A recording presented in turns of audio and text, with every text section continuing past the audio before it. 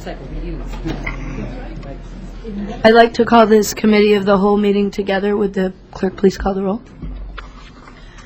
Ms. Chenoweth, Present. Mr. Hayes, Present. Ms. Huth, Here. Ms. Pat, Present. Mr. Otto, Present. Mr. Whalen, Here. Ms. Wyman, Here. Mayor Satterthwaite. Here. We've got a full house. Are there any additions or corrections to the agenda that committee members or the mayor have? Is there a staff report? Mr. Chenoweth, I've sent around an email from our arborist, Mike Brunk, this afternoon, and those of us in West Urbana are aware that the Illinois Power tree trimming crews are in our neighborhood for trimming trees on what I understand is a 4-year cycle. And we've had a couple of complaints already as regarding how trees have been cut near the power lines, and so I've got a memo. I was asking Mr. Brunk, one, to check out a specific complaint, and two, have the Illinois Power tree trimmers been doing their work in accordance with arboricultural standards, and he informs me that yes, they are, and explains that they are using directional pruning standards, which targets a cut at a branch juncture of a lateral branch that is at least a third the size of the removed branch. So this is the kind of pruning that they're doing, and the directional pruning is in regard to the branches that are directed directly at the power lines themselves. He also mentions that if a particular tree was improperly pruned the last time the tree trimmers were there, that it may need to have more more trimming this time because it wasn't properly trimmed the time before, and so that there would be 8 years of growth that would have to be addressed rather than just the 4 from the cycle before. And he says that if anybody has any questions about the tree trimming, the Illinois Power folks are supposed to be hanging door hangers on people's doors with a phone number. So if you have questions or a particular tree that you might be concerned about, that you can call them, and the supervisor for that crew will come and talk to you before they start doing the tree trimming. And if you still have questions after that, then you can give the city arborist a call at Urbana Public Works. He also says that he is very busy at this time of year, so call only if it's absolutely necessary, because he's well behind on those calls. So if anybody does have concerns about tree trimming, why, those are the procedures to use. Is that all for the staff report? Next, the chair will entertain a motion for approval of the minutes of the Move previous meeting. approval. Second. We have a motion and a second. Is there any discussion or corrections? If not, all those in favor, please signify by saying aye. Aye. All those opposed? The ayes have it. Next, we'll hear from members of the public. If anyone from the public would like to speak, please step forward. Okay. Next, we have. Is there any input from members of the committee? Ms. Wyman. I didn't get a chance to check my email today, so I don't know, Mayor, if you sent out an email, but we were going to get budget Yeah, I've got information. a memo here that I finished up this afternoon.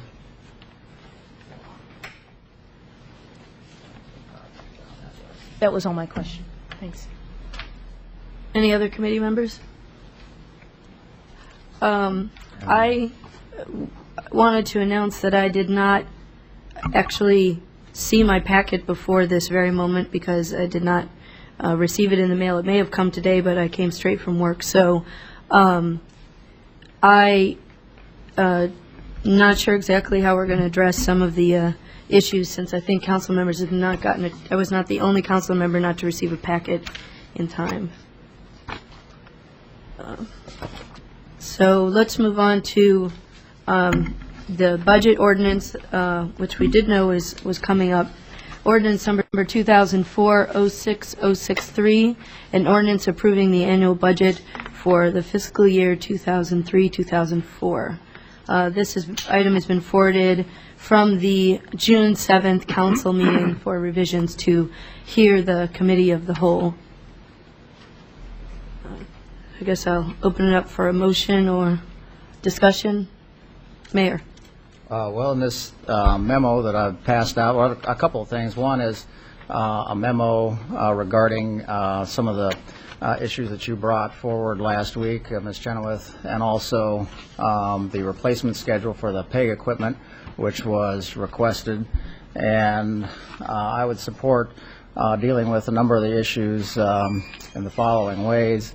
One was the community wireless proposal, and in discussing the issue with staff, we believe that we could work this into the existing height or the technology budget by reducing the finance department computerization by 9,300 in this year and adding a line item for wireless network of 9,300.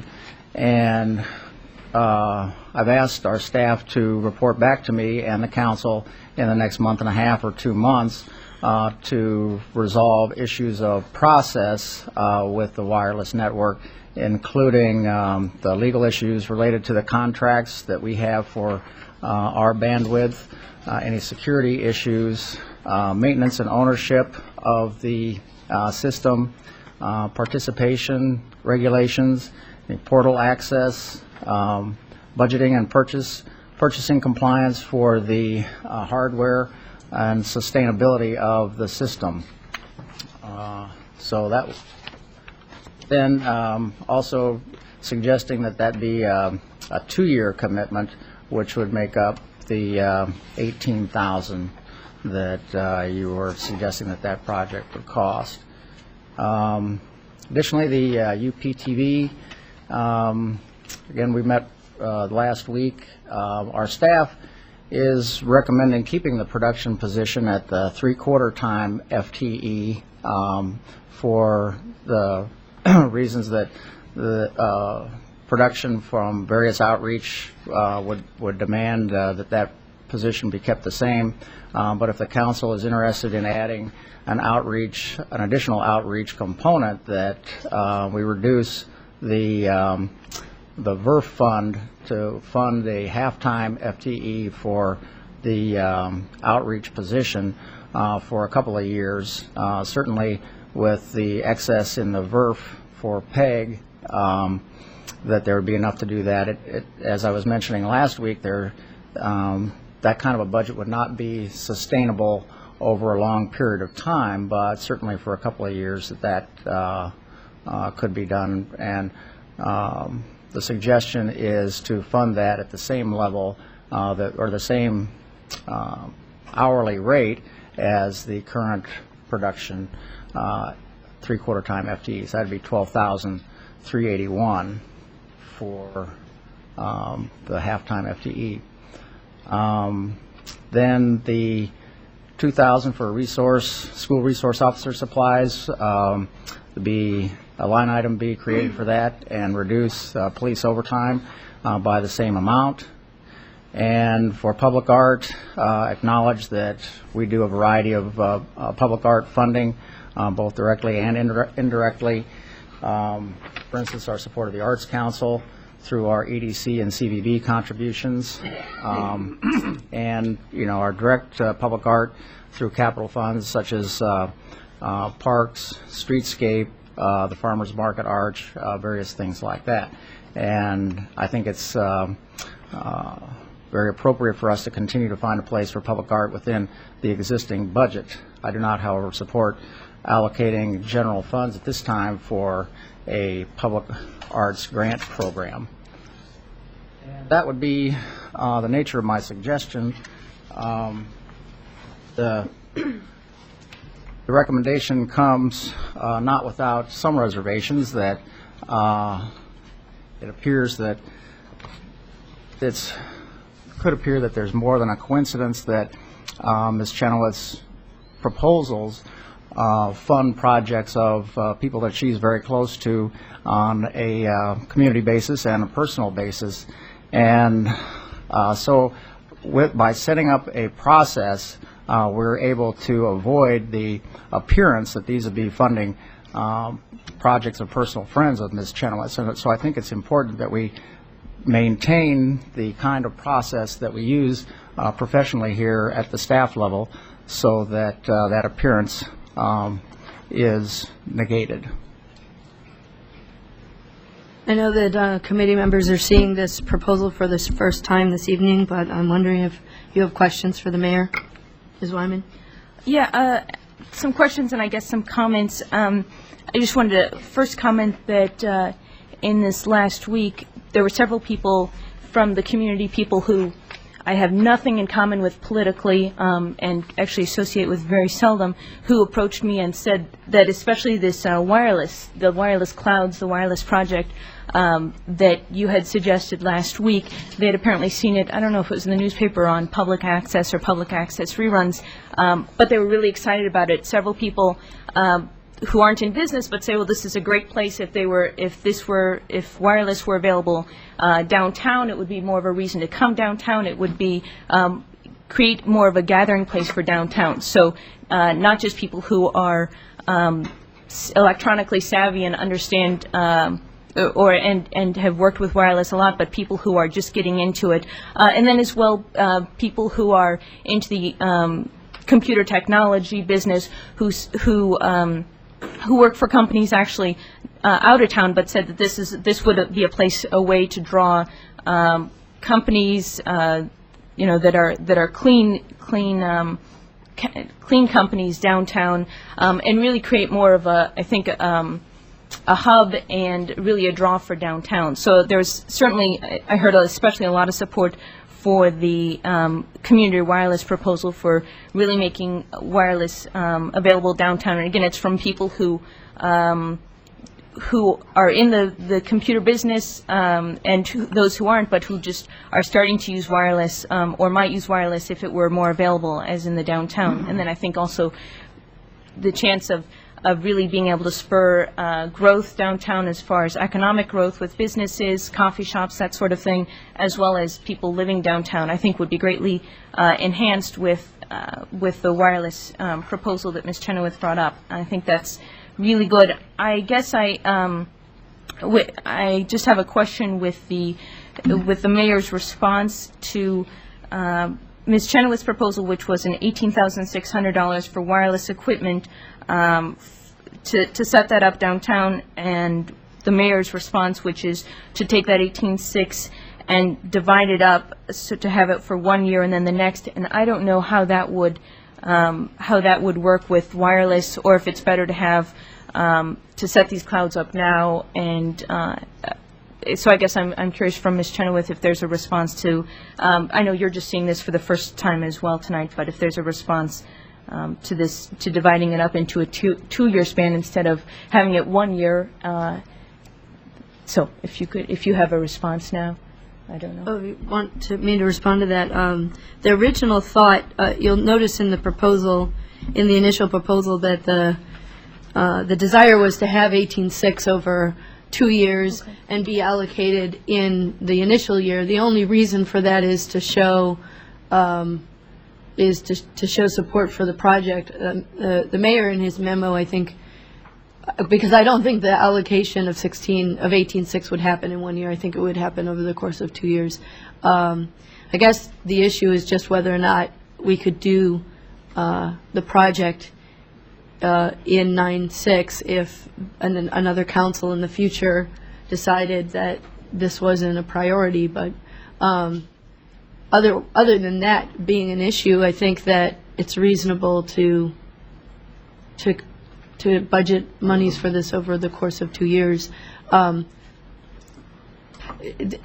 mayor makes the argument in his memo that we can try it out for a year, and then if issues are resolved, we could then do an additional contribution in a year. And I guess I would just say that the initial vision was actually a tryout vision, that municipalities spend $300,000 and $400,000 on wireless in their infrastructures in downtown, albeit those downtowns are oftentimes larger than the downtown that we're looking at.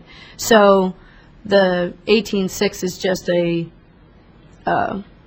initial participation in the project. And my opinion on the matter, as somebody who's been focused on downtown development for a while, is that this will be a very popular program, and that the city, we will experience pressure to potentially expand it.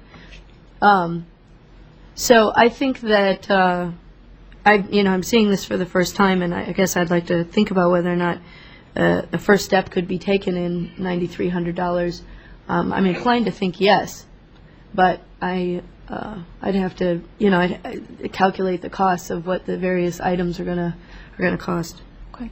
I have, Ms. Wyman? I had a question on another issue, but if the mayor had a response on the Just a comment Wi-Fi. on. Mayor, you have the floor.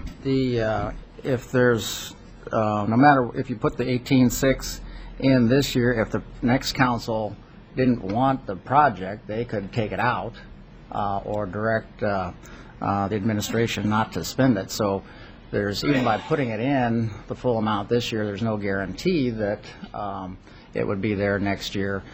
It's certainly, this proposal is to envision a 2-year project and fully fund at $9,300 per year. I don't mention in here that it would be, we'd try it for the first year and then do it the second. It's my full intention to fund it for the first 2 years, if that's what is, if that's what we find out is ultimately needed to see if the program is going to work. With other questions by committee members of the mayor's memo? Go ahead, Ms. Wyman. I just had some questions or comments on the public art issue, and I understand the mayor's comments that some public art can be or could be supported through Economic Development Corporation, Convention and Visitors Bureaus, Farmers Market. And the difference I see in that, I guess I see two differences, and I want to make sure that that's an accurate perception. One is that the funding, especially for Economic Development Corporation and Convention Visitors Bureau, is that there isn't specific money that's set aside as a certain number of dollars that would be spent on public arts or as a subpart public arts in Urbana or in downtown Urbana. And the second is that the decision on how much and where to and on what to spend for public arts, if any, through these that are mentioned under the public arts, is through staff rather than through council decisions. Is that accurate, and are there other ways in which the mayor's response is different from Ms. Chenoweth's proposal of last week? Well, Mayor, you have the floor. As far as the EDC and CVB contributions, it's mostly through the funding of the Arts Council, which is, doing the Boneyard Arts Festival, which just concluded the second year a couple of months ago with the festival, and, well, pretty much all over town. And there has been, in the past, a significant contribution from the EDC and CVB to try to get the Arts Council up and running. I mean, it didn't exist at all and wouldn't exist if it weren't for the work of those two organizations. And we fund those, and the Arts Council is housed at the same offices where the EDC and CVB are. So that is, whereas it's not, we do not have a contract like we do with UVA for the EDC and CVB, but that has been an increasingly important part of the function of the EDC and CVB is the Arts Council. The others, I don't know exactly what you're referring to. Some of those are ongoing. The banner program, for instance, is something that we fund through UVA. And certainly can be a public component to that with a contest or competition for design of the banners. I don't know. Okay, I think that answers those questions. I just had one follow-up question. And under Ms. Chenoweth's proposal for the public arts, trying to look where the funding would come from. sorry, I can answer. motor vehicle parking system, which funded Art in the Park in the past. And I'm wondering if council decided to fund the public arts program in the amount proposed by Ms. Chenoweth, if the staff came back, if the administration has a suggestion of whether MVPS is the right fund, or if there's a different fund that would be more appropriate, if we decided on an actual dollar figure. Mayor, you have the floor. The motor vehicle parking system is a dedicated fund, so that's self-supporting. So the money that we get from parking meters goes to upkeep and enforcement of the lots and the meters and so forth, and some of the other parking enforcement in neighborhoods and so forth. And so then to take money out of that for a non-parking program would would diverge from the philosophy that we've always used for the motor vehicle parking system. It's the revenues go into it, and so that we can maintain, and it does pay for the beautification aspect is the landscaping around the parking lots, such as Lincoln Square parking lot. And some are much more heavily landscaped than others. I mean, obviously, that's supposed to be one of the showcases of the city, and so it's heavily landscaped. Others are only marginally landscaped, such as the one right across the street on Illinois. So I think that answers my question partially in that you don't think the motor vehicle parking system is the appropriate fund, although as I understand it,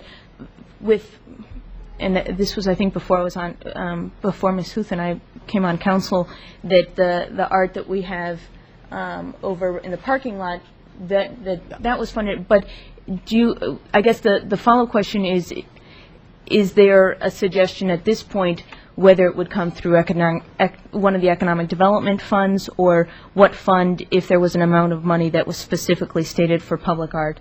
If you all talked about that at staff meeting, or if that's something that would need to come from council direction. No, we didn't talk about it. And I think if you go back to the Art in a Park, we probably don't want to model any public art after the process used for Art in the Park, which was a public competition with a commission that approved the winning artist and the concept, and that was started in the previous administration. I've been mayor for 11 years, and that's been going on for 15 years, and we still don't have a finished product out there. Right. And so it's been I think we've probably learned from some of our mistakes with the Art in the Park, but it certainly is not a model to repeat, I'll tell you that.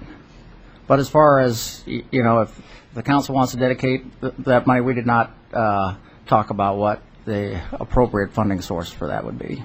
Okay. I suppose that's something, if after discussion is over, council can talk about if there's support. We did talk a little bit about, and we'd have to find out, this mentions the TIF funds, and TIF would probably not be, unless I don't even know, even if we change the expenditures, the approved expenditures in the TIF, if it would qualify. But something, and Ms. Chenoweth and I talked about this last week, that probably would qualify in TIF is if you do some kind of, plaques or historic markers or something like that in the downtown area, which would talk about the architecture of the buildings, the date and time they were born, they were built, what kind of upkeep has been done, what kind of businesses have been, something that would reflect the history of the city in some kind of historical markers and so forth, would probably be something that would qualify in the streetscape part of the TIF expenditures. Okay. I think that's all the questions I have on this. Thank you. Ms. Pat, did you have some questions? Well, I'm wondering, Ms. Chenoweth, if we're just limited to questions, or if I can enter into this discussion that is going on at the moment. Certainly, go ahead. Okay, thank you. I think the source of funds for one source of funds for this, for some of what is intended or was intended in the proposal from Ms. Chenoweth about public art, would be the $47,250 in the budget for the next fiscal year for the Urbana Business Alliance. There really, although Ms. Chenoweth listed a number of different activities as public art, they, in a way, they seem to fall into two different categories. One being things that could be funded with TIF funds, as the mayor just mentioned, like the plaque, something that's really more like enhancing our streetscape. So we should look at that. But the other really is more about using art, and this is in the broadest sense of art. We're not talking about sculptures, but a lot of different types of art, including live performance, as part of the downtown promotion. That's what I'm not sure how much of that I just read into it because that's what I think is valuable, or if that was the thrust of the proposal. We haven't yet discussed the budget for the UBA for next year, and it's my impression, is it correct, Mayor, that that's something that's coming up the next couple of weeks? Well, if we do like we had last year, there would be a contract with UBA that would come to the council for approval before we authorized any expenditures from that line item. And that's coming soon, I perhaps? think so. I Okay. haven't had a recent update on that. There was a memo from Mr. Walden a few weeks ago saying something along the lines of, we need to get to that soon. So I think if we keep the money, the $47,250 in the budget, then when we look at how that money would be spent and the contract, that taking some of the money for downtown promotion and targeting it or earmarking it specifically for these types of projects would be a good way to get these things to happen, and would also be a good use of those dollars. And that was, I spoke briefly, I don't know if anyone agreed, but I briefly spoke with Ms. Chenoweth and briefly spoke with the mayor about this after I received the proposal in the packet last week, and neither said, yes, okay, let's do it, but it seems to me that that would be the best way to accomplish this. And which is not to say that there's money, there's surplus in there that would necessarily be unspent, but when you look at what some of the money's been spent on in the past, I think the money for promotion could be possibly better spent on on promoting activities in downtown than just on advertising the existence of downtown. And I think that, well, actually, Ms. Chenoweth said something in response to it. I don't know if you want to repeat it or you want me to say it, maybe, which is saying that it's having an activity that gets news coverage is a lot better advertising than taking out a small ad in the paper just saying downtown, and that is part of what I saw was in this proposal that made a lot of sense to me in terms of downtown promotion. Ms. Pat, did you want me to respond to something in your comments, or? Only if you want to. Okay. Because it seemed like there was a question, is that what, in looking at public art, the current state of where things stand is, I do believe that there's a potential to partner with the UBA to work with some of their existing funds, and it's unclear whether or not additional funds would be needed, particularly since some of our TIF funds are allocated to UBA in addition to kind of funds that come out of the general contract.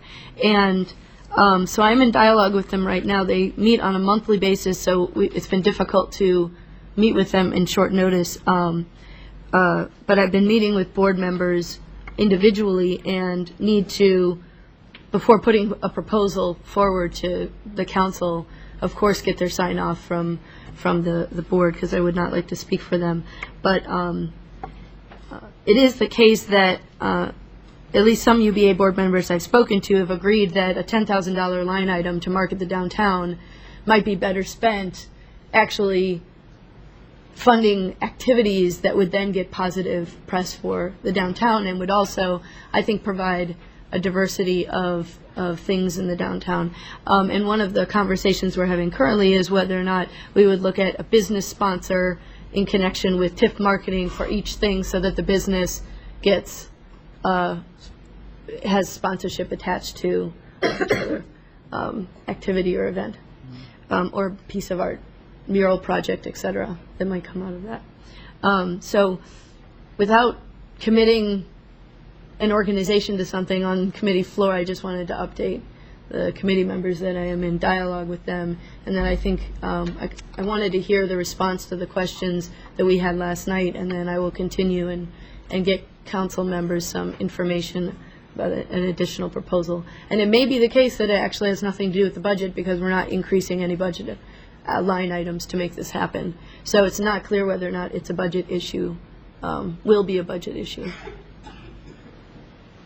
Are there other issues about the memo that committee members would like to raise? Ms. Pat? Actually, just one other one. We received a list of the proposed PEG equipment purchases, which I just glanced at very quickly. And I have a question for the mayor. Last week we talked about what our annual contribution was into the equipment replacement fund, since it's been different every year. And in here you're stating it's $23,000. Is that based on, I haven't had a chance to sit here and look at the numbers carefully. Is that based on this total $340,000, $653 of expected cost spread out over time? Or I guess, where's the 23,000? I'm fine with the 23,000 figure if that's what we need. How did you arrive at that? Well, you can see most of those pieces of equipment have a cost allocated to them and a lifespan. And so then the cost to the VERF would be the cost divided by the lifespan. Okay.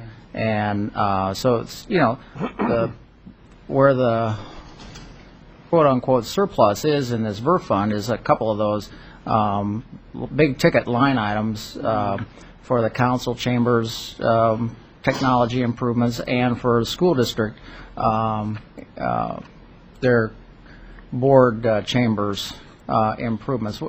So they're, and as Mr. Eldridge discussed last week, we were getting some $20,000 more in the PEG than we are right now, but we're, Insight is not collecting the 2% on the cable hookups anymore, so we're not getting as much revenue as we had. When we were getting more revenue than at that time, then we put it into the VERF fund with the idea that we would have money to improve specifically the school board chambers, because the quality of the production over there is pretty bad.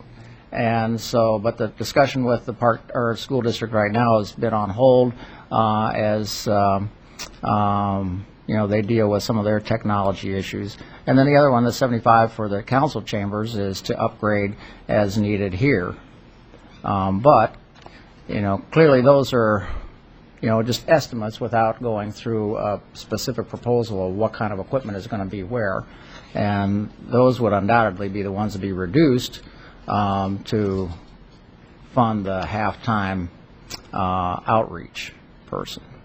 Okay, in the budget, you've got the expenditure for fiscal year 2005 for PEG equipment at $26,000, and the transfer from a PEG fee of $23,000. So most of this equipment is not going to be next year, and that's why we are continuing to carry the balance of what we've been transferring the last several years. Yeah. Is that right? But it's not going to be 23 to 26,000 spent a year. There are going to be a few years where there's going to be a large outlay, and that's what we're sitting on the money for. Yeah, there are going to be a few years where there's a large outlay. It's just like the other VERF where we have our vehicles, the large equipment. We don't have to make a sacrifice when we need a ladder truck, because we've been setting 1/15 of the price of that ladder truck aside for 15 years, and so the entire amount is there when we need it. And this is the same. So some years we'll be putting more into the fund, and then other years we'll be spending more out of it as we make equipment purchases. Okay. Makes sense to me. Other comments from committee members? Ms. Pack, go I ahead. was just wondering about making a motion, but I'm not trying to rush things. I have a couple of comments, but I wanted committee members to have an opportunity to speak first. And these are for the mayor, actually. One is the issue of, under Wi-Fi, you mentioned Mayor, that there's some process issues that you want researched and resolved, and I'm not sure what some of these refer to, especially portal access and participation regulation.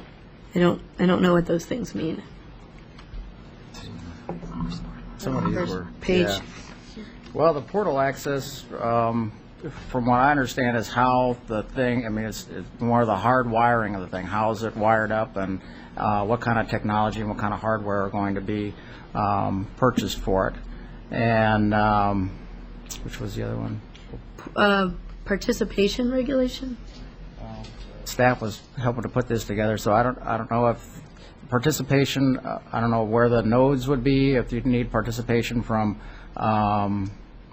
locations to house the nodes, that type of thing.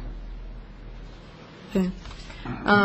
My second question is, do you have a vision for what would happen at the end of 2 years for UPTV in terms of funding? I mean, none of us really have a crystal ball to figure out what 2 years looks like, 2 years from now looks like, but is there something that you intend to happen after the 2 years of half-time outreach coordinator allocation?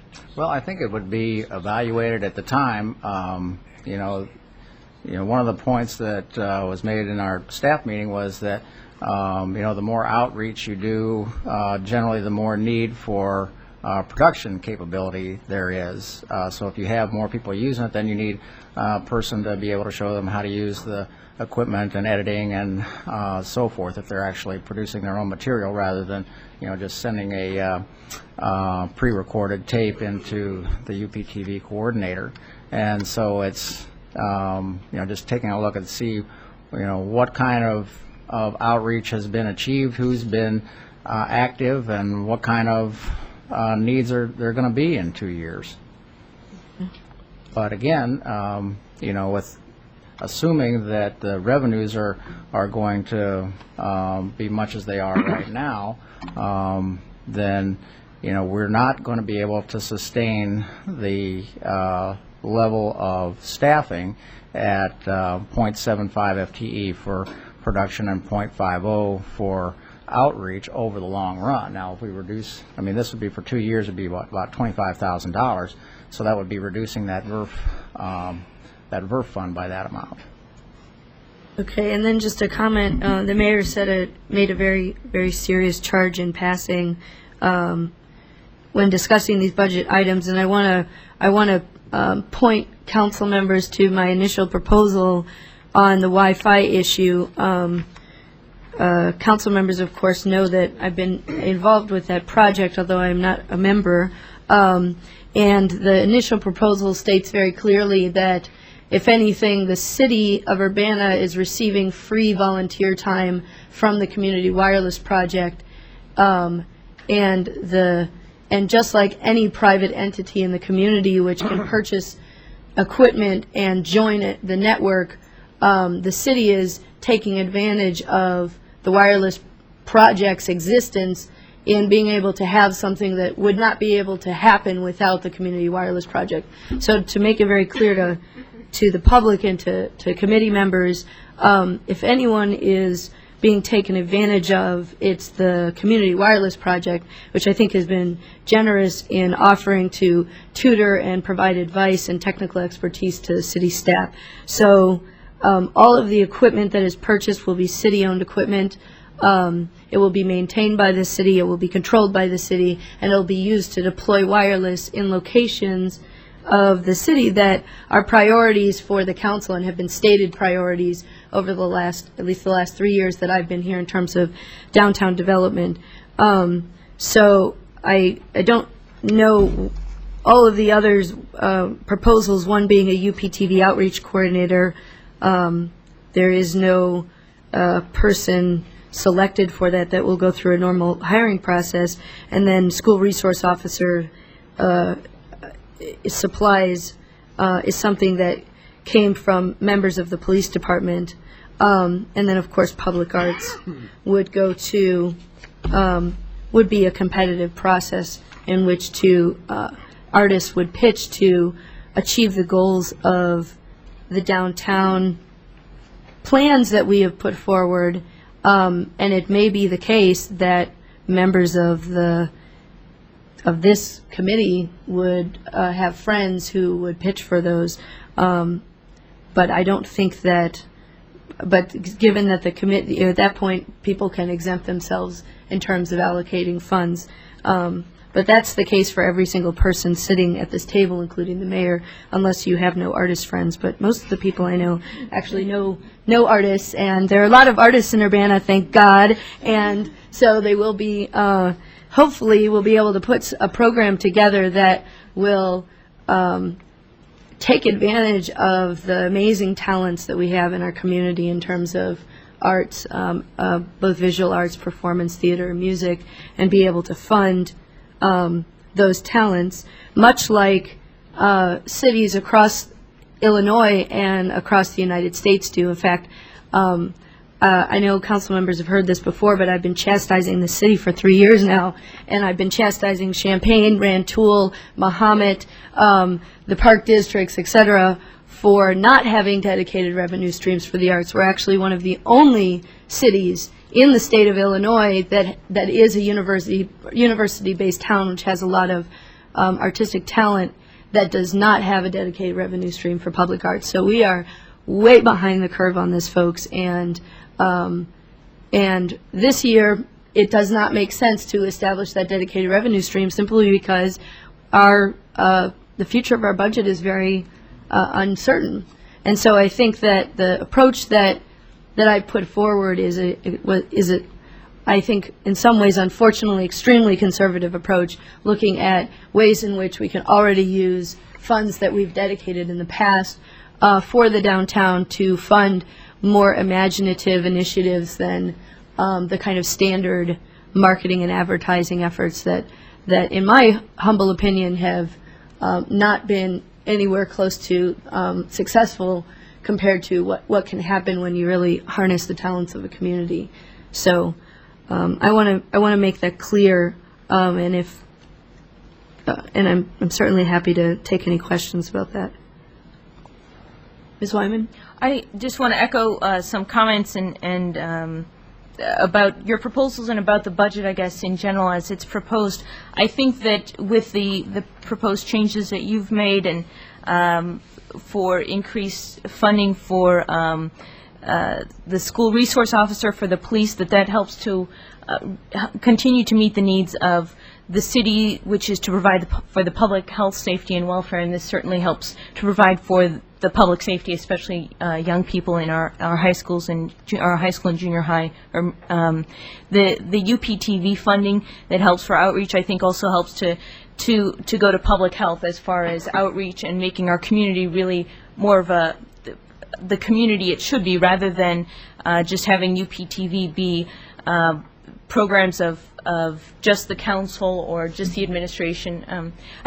My brother lives in Springfield, Massachusetts, and he complains that the public access television there is just to show ribbon cuttings, and that's about the only thing that it is. And I presume it's probably similar that way in other communities. And I hope that with the outreach coordinator position, that will help to that position will help to make UPTV more of a community-based television and really show a lot of the strengths of our community and really involve more people in the city of Urbana and in ways to make it improve and strengthen it.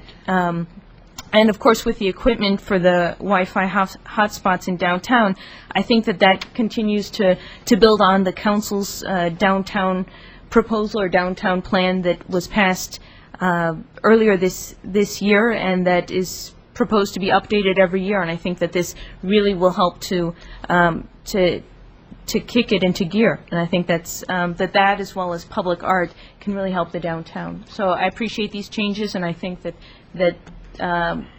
those augmenting the administration's budget with these changes, I think, really helps to make a really good balanced budget, balanced not only as far as the money goes, but as far as priorities and interests and accenting our strengths and improving on those.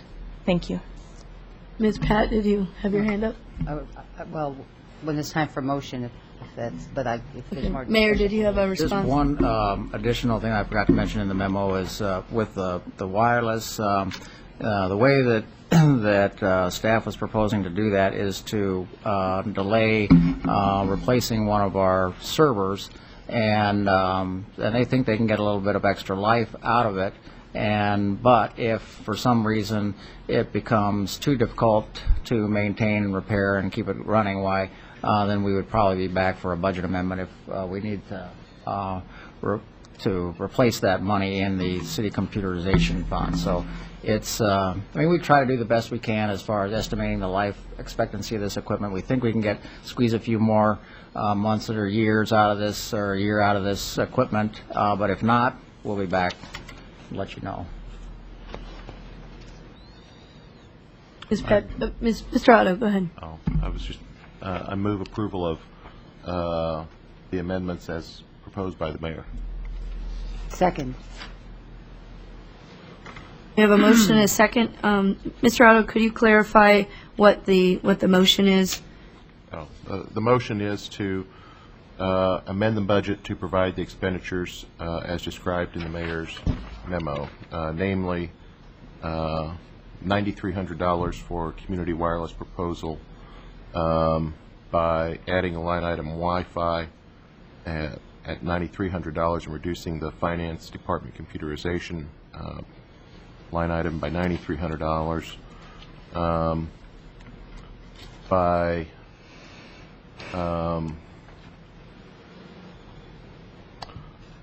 with UPTV to have a production position at 0.75 full-time equivalents, and to add 0.5 full-time equivalents for outreach activities, and have that budgeted at $12,381, and also to add $2,000,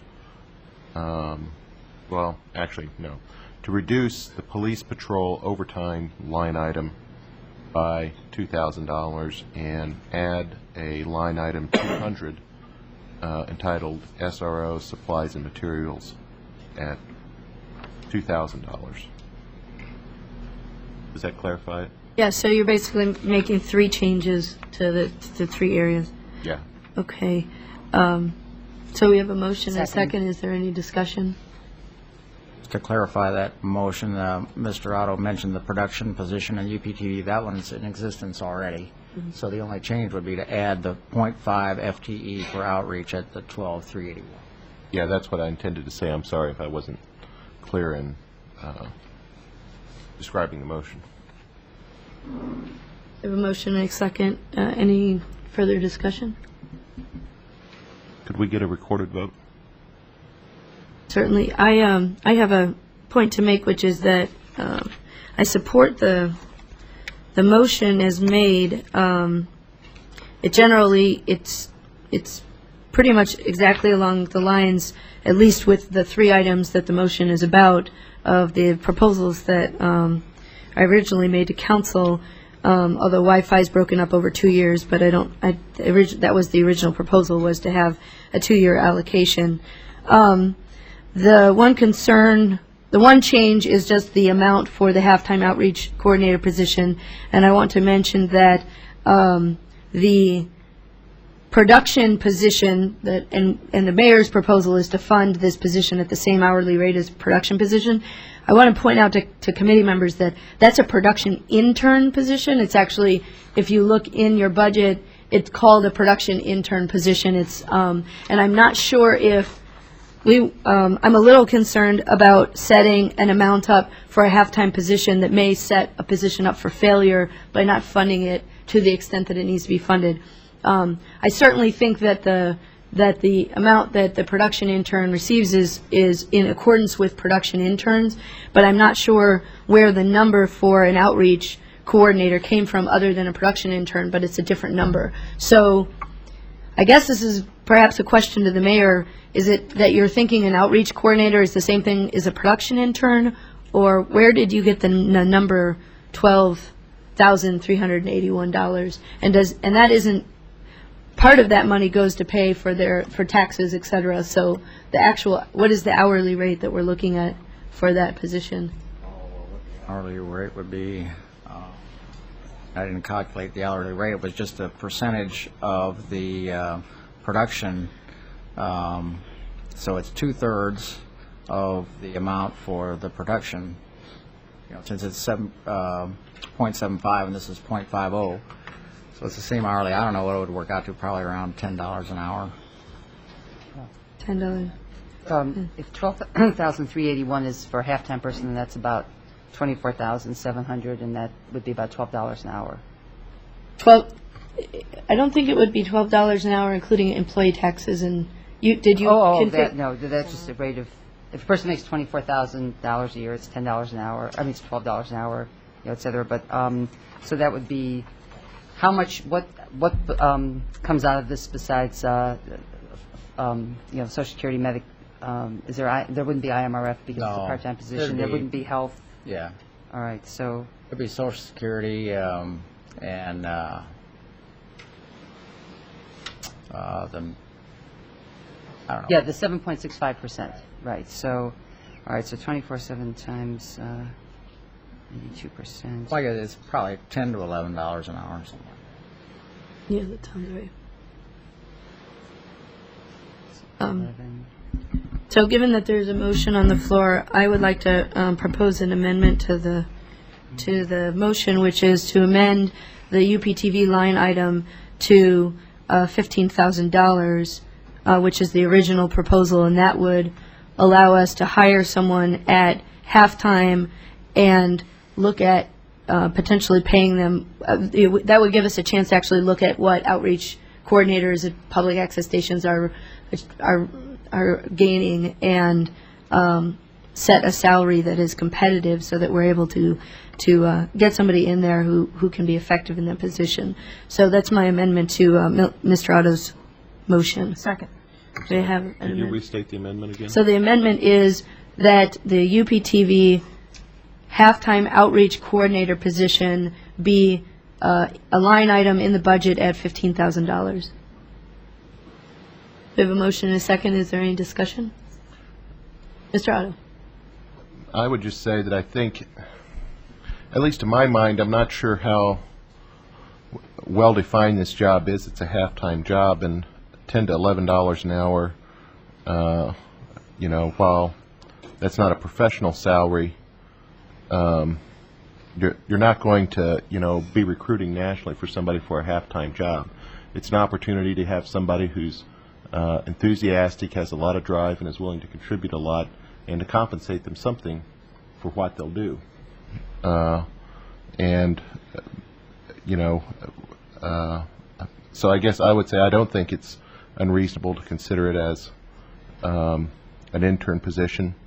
That's often what you do with interns is you try to find somebody who's talented, give them the ball, and hope they run with it. And in this town, I think $10 to $11 an hour is a fair wage, and in fact, probably higher than most interns make, many of whom are unpaid. So I would oppose the amendment. Any other discussion? Ms. Wyman? I'm supporting the amendment. I think, although we don't know who would obviously apply because the position is just being created with this budget, I think there are potentials that call for a higher than an intern salary. Among those include the idea that if you're doing outreach, you're not necessarily just going to be working in the day. You're going to be working on weekends. You're going to be working in the evening, hours that if you're caring for a child, you've also got to get child care coverage or be able to pay for child care. But it also has, it's just different sorts of hours. I think that if we want to make, the other idea obviously is that it's not an internship position, that it's an outreach position, and I think that may call for more. And finally, if I understood the mayor's discussions of what's being deducted as far as taxes and that sort of thing, is that health care is not included for our part-time employees? Is that right, or did I misunderstood? Misunderstand? I don't know that off the top of my head. I think full-time, I think our permanent half-time, I think we may pay a portion. But nothing, yeah, right, it's prorated based on, what portion of an FTE they are. Okay. So there probably would be some health care So costs as well. partial health care might be paid, but of course then partial health care isn't paid, and that's what some of that other extra salary would include. I don't know the entire impact. It looks like it might create an extra $1 or $2 more per hour. That would include, again, partial health care costs and other expenses that one has to deal with when you're working evening or weekend hours that are obviously different from the traditional 9 to 5 or 8 to noon or 1 to 5 type hours. Thank you. Any other discussion? I would just like to note that when Mr. Otto mentioned the word hope, I think that's an accurate term, that you can hire somebody and hope that they actually work out when you're hiring them as an intern. And I don't think that we expect the same level of service from interns as we expect from our other employees, simply because we don't pay them enough to expect them that they're not comparable pay. So what my proposal is allows us to actually pay our PEG coordinator gets paid $34,000 a year. Well, the total cost is about $34,400. Our production outreach person, if they were full-time, would be at about $27,000. This person, if they were full-time, would be about $30,000. So they kind of lie between our personnel, our PEG coordinator, and our outreach and our production intern. And I think that's an appropriate allocation. You can basically be throwing your money away if you don't invest in your staff. So it seems reasonable that we would shoot for somewhere in the middle. And certainly I'm not the one writing the job description or putting it out there, but I think that it's unreasonable for us to think that we're going to get the kind of service that we're looking for and funded at the level of an intern. Ms. Pat? Basically, the difference here is between $11 an hour and $12 an hour. And I'm wondering why it is the production position is called an intern, why we even think of it as an intern, and why the outreach person wouldn't also then be an intern. I mean, I guess I don't want to fight over whether someone gets $11 an hour or $12 an hour, but I don't see how the outreach position is a higher status position in terms of skill or what's expected or anything than the production person. And I'm wondering I don't know why the word intern was used to describe that position, but maybe someone could, I just see it as someone to do production, someone to do outreach. They're part-time positions because we have our full-time person who basically runs the program. So I'm just wondering what the thinking is behind this as to why this should be a higher paid position than the production position. I think Ms. Wyman hit the nail on the head, which is, and in your packet you'll see the initial proposal, some roles and responsibilities that in talking to staff we talked about as we were brainstorming what an outreach coordinator would do. So for them to both have some experience to actually provide training, but also to have communication and person skills is kind of a dual skill. And also they'll be working evenings and weekends, which is something that our current production intern does not do. So when we actually put in the budget 2 years ago for a production/outreach coordinator, which was not a position that was ever hired, instead it was called a production intern and brought in at a lower rate than even we established 2 years ago. If you look at PEG funds, page 117, you'll see that the production outreach coordinator 3/4 time, the year that we created that position, was funded at $22,500, and then the next year it dropped down to $18,100. So it was actually hired at less than what we had originally stipulated. So it could be said that this person is not necessarily a production intern, but the situation is that UPTV is in, the people who purchase cable in the city of Urbana pay 2% tax for public access and a 5% tax for everything else, for the education and government, and as a franchise fee go in the general fund. And currently, they're not getting their money's worth. So we can either eliminate that tax or we can provide services that actually get them their money's worth. And so it is my opinion, having worked with the commission, that hiring somebody on as an intern is not going to do the job for outreach. Any other discussion, Mr. Otto? Yeah, I guess I would just disagree with the characterization that they're not getting their money's worth. I think UPTV's innovative. It does a good job. It provides, useful programming on a relatively low budget, and so I just don't quite agree with that idea that somehow taxpayers are being ripped off by us not having an outreach coordinator. Other discussion? Ms. Pat? No. I want to respond to that. I agree. I don't think that the status is that people just aren't getting anything for the PEG fee, so we might as well eliminate it. I think that, I don't even think that would have been true 5 years ago, although 5 years ago I would have said we're not giving people what we intended them to get when we created the fee. Since then, UPTV has been beefed up. Mostly, it's been in the last 2 years, quite a bit. And actually, Ms. Chenoweth's work on the UPTV Commission has a lot to do with that, and just pushing for that. And I'm all for pushing for more. When we were looking at the franchise agreement in 1994, one of the concerns was about the P of PEG. PEG is public access, education, and government. And not to go on too long, but if you go way back when cable TV first came in 1979, before deregulation, the cable television company was required to provide public access, and did. And people would, anyone, like people in this room, you could just go over, and some people here, I remember, who were around then, you go over there, they give you equipment. I remember being taught how to use the editing machine, and you just go and check out cameras and go tape interviews with people, and it was really nice. And then when the agreement ended in 1994, we passed a new agreement, and they didn't have to do it, and they weren't going to do it, and they didn't do it. Mm-hmm. So we created this PEG fee for the purpose of trying to continue to provide to the community what the big corporation had been providing in the past. But the concern we had was that there was nothing in place for the P part, that education was about the school board and Parkland College, having their programming, and the G, of course, the government, all of our different government meetings. But where was the part for the people?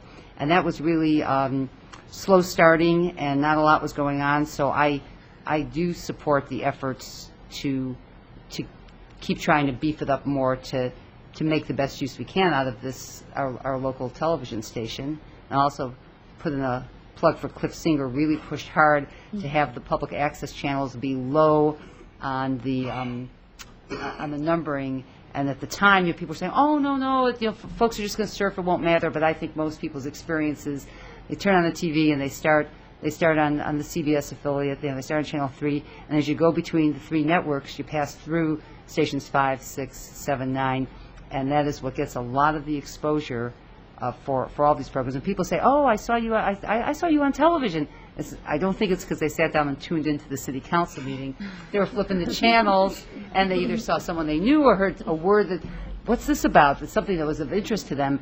So that's really good. So we have this wonderful resource, and we should make use of it. I don't think there's any question about that. And I support this proposal. I think that we do need to do more outreach, because there's a lot out there that could be additional programming. There's a lot of programming actually that goes on. This was the argument back in '94. There's a lot of programming that goes on in the community right now. It's happening, but it's not on television. And it's really just a small step to get it on television, which is about the city connecting with the people putting on the programming and providing them with the technical resource.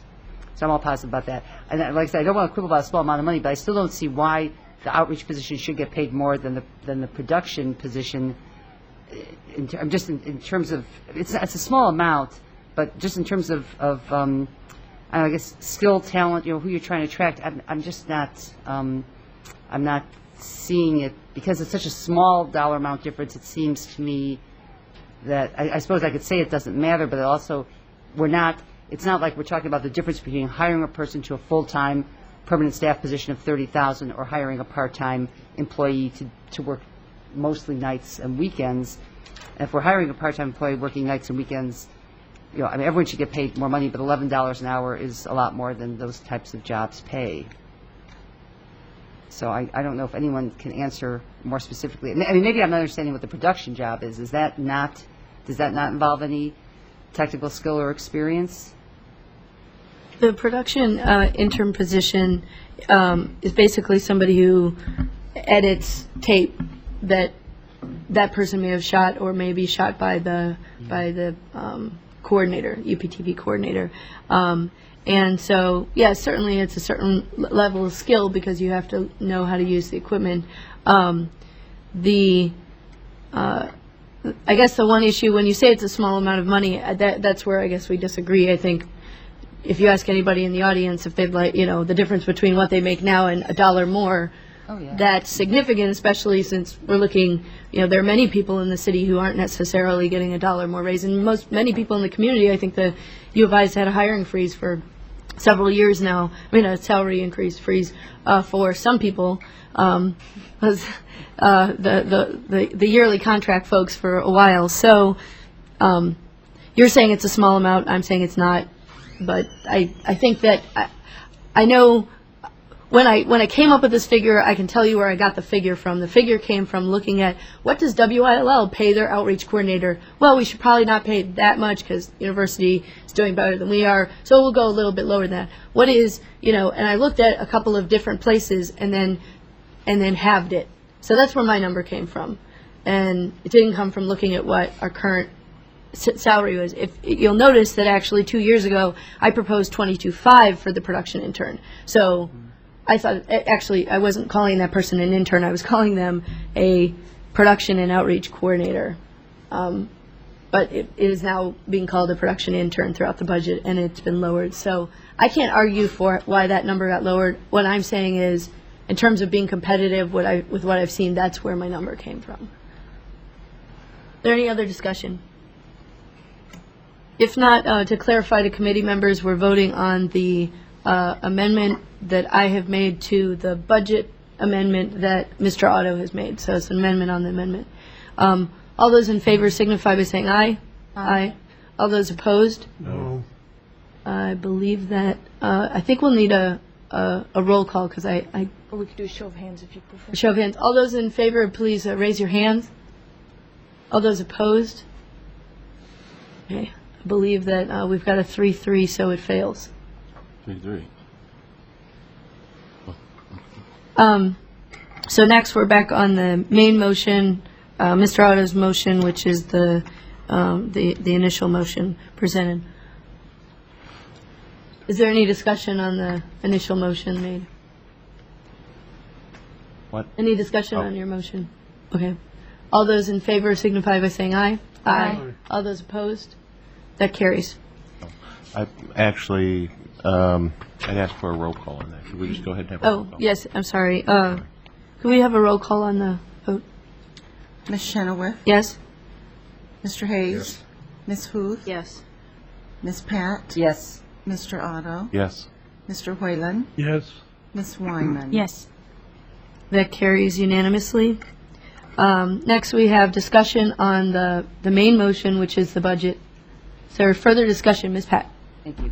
I distributed on everyone's desks a proposed distribution of consolidated social services funding based on the discussion, and the vote actually we had last week. You'll note that in order to divide up the money between the township, the city, and community development block grant funds, the allocation to one agency needed to be split, and that's why you'll see an entry under crisis nursery for both the city and the community development block grant funds. And I guess the appropriate motion would be to amend the budget, excuse me, to indicate both the city and the community development block grant funds, and then the township funds would have to be allocated in our approval of the township budget.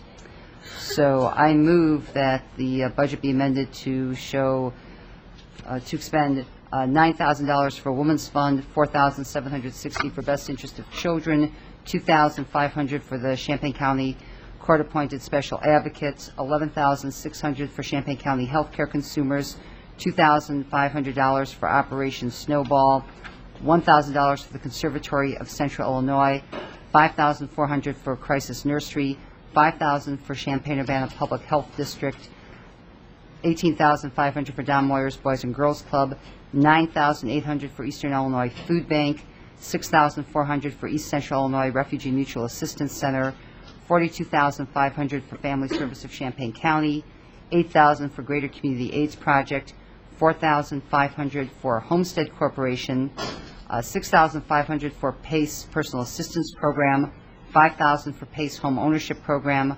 $1,200 for the PAID Program, $3,000 for Parkland College's Project READ, $12,000 for Planned Parenthood of East Central Illinois, $4,500 for Safe Harbor Club, and $3,200 for the YMCA of the U of I's Vis-a-Vis program out of city social service funding, and $4,000 for the Champaign County RPC Court Diversion Services, $11,100 for Crisis Nursery, $4,500 for Developmental Services, and $4,600 for Mental Health Center Roundhouse out of Community Development Block Grant funds. Second. We have a motion and a second. Is there any discussion? If not, all those in favor signify by saying aye. Aye. All those opposed? No. That carries 6-1. Next, we have the main motion, which is the budget. Ms. Pat? Thank you. I'm going to take a stab tonight at proposing the salary, setting the salary for the elected positions, because we haven't done that yet, of mayor and city clerk. And I'm sorry I don't have anything in writing, but if you want to look at the, I'm only going to tell you 4 numbers, but if you want to look at the supplementary expenditure report, page 3 is the one that has the salary for the mayor, and page, oops, I had the page a moment ago, and page 13 has the salary for the city clerk. I move that we amend the budget for fiscal year 2005 to raise the salary for the mayor in that fiscal year to $45,200 and the salary for the city clerk to $39,766, and that those amounts reflect setting the salary for the next 4-year period for those positions at $50,000 for mayor of Urbana and $44,000 for city clerk of Urbana, those being representing a 13% increase, or the equivalent over a 4-year period of 3.25% annually. Second. We have a motion and a second. Is there any discussion? You want me to do it again? I'm a little confused. So you're proposing to raise the mayor's salary to 50 and the city clerk's to 44. 44. From And the current, okay, but the budget amendment will be less than that because it won't take effect until after the the election. election. Right. Okay. So it would be 10 months of the amounts that you see in the budget, which is currently $44,240 for the mayor and $38,920 for the city clerk. 10 months of that, and then 2 months of the new amounts, which if approved would be $50,000 for the position of mayor and $44,000 for the position of city clerk. I understand. Is that clear, Mr. Otto? Yeah, that's clear. Any discussion? Did you want to discuss, Ms. Pat? These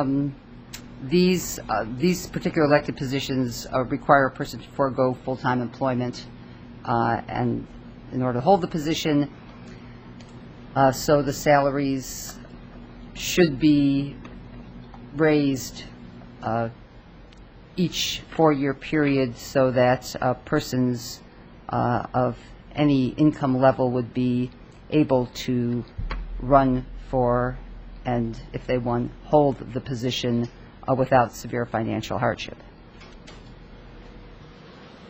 Any more discussion? If not, all those in favor signify by saying aye. Aye. All those opposed? That carries unanimously. Next, Mayor? As long as you're doing elected officials, I would suggest that you also take a look at the council salary. I know in the past,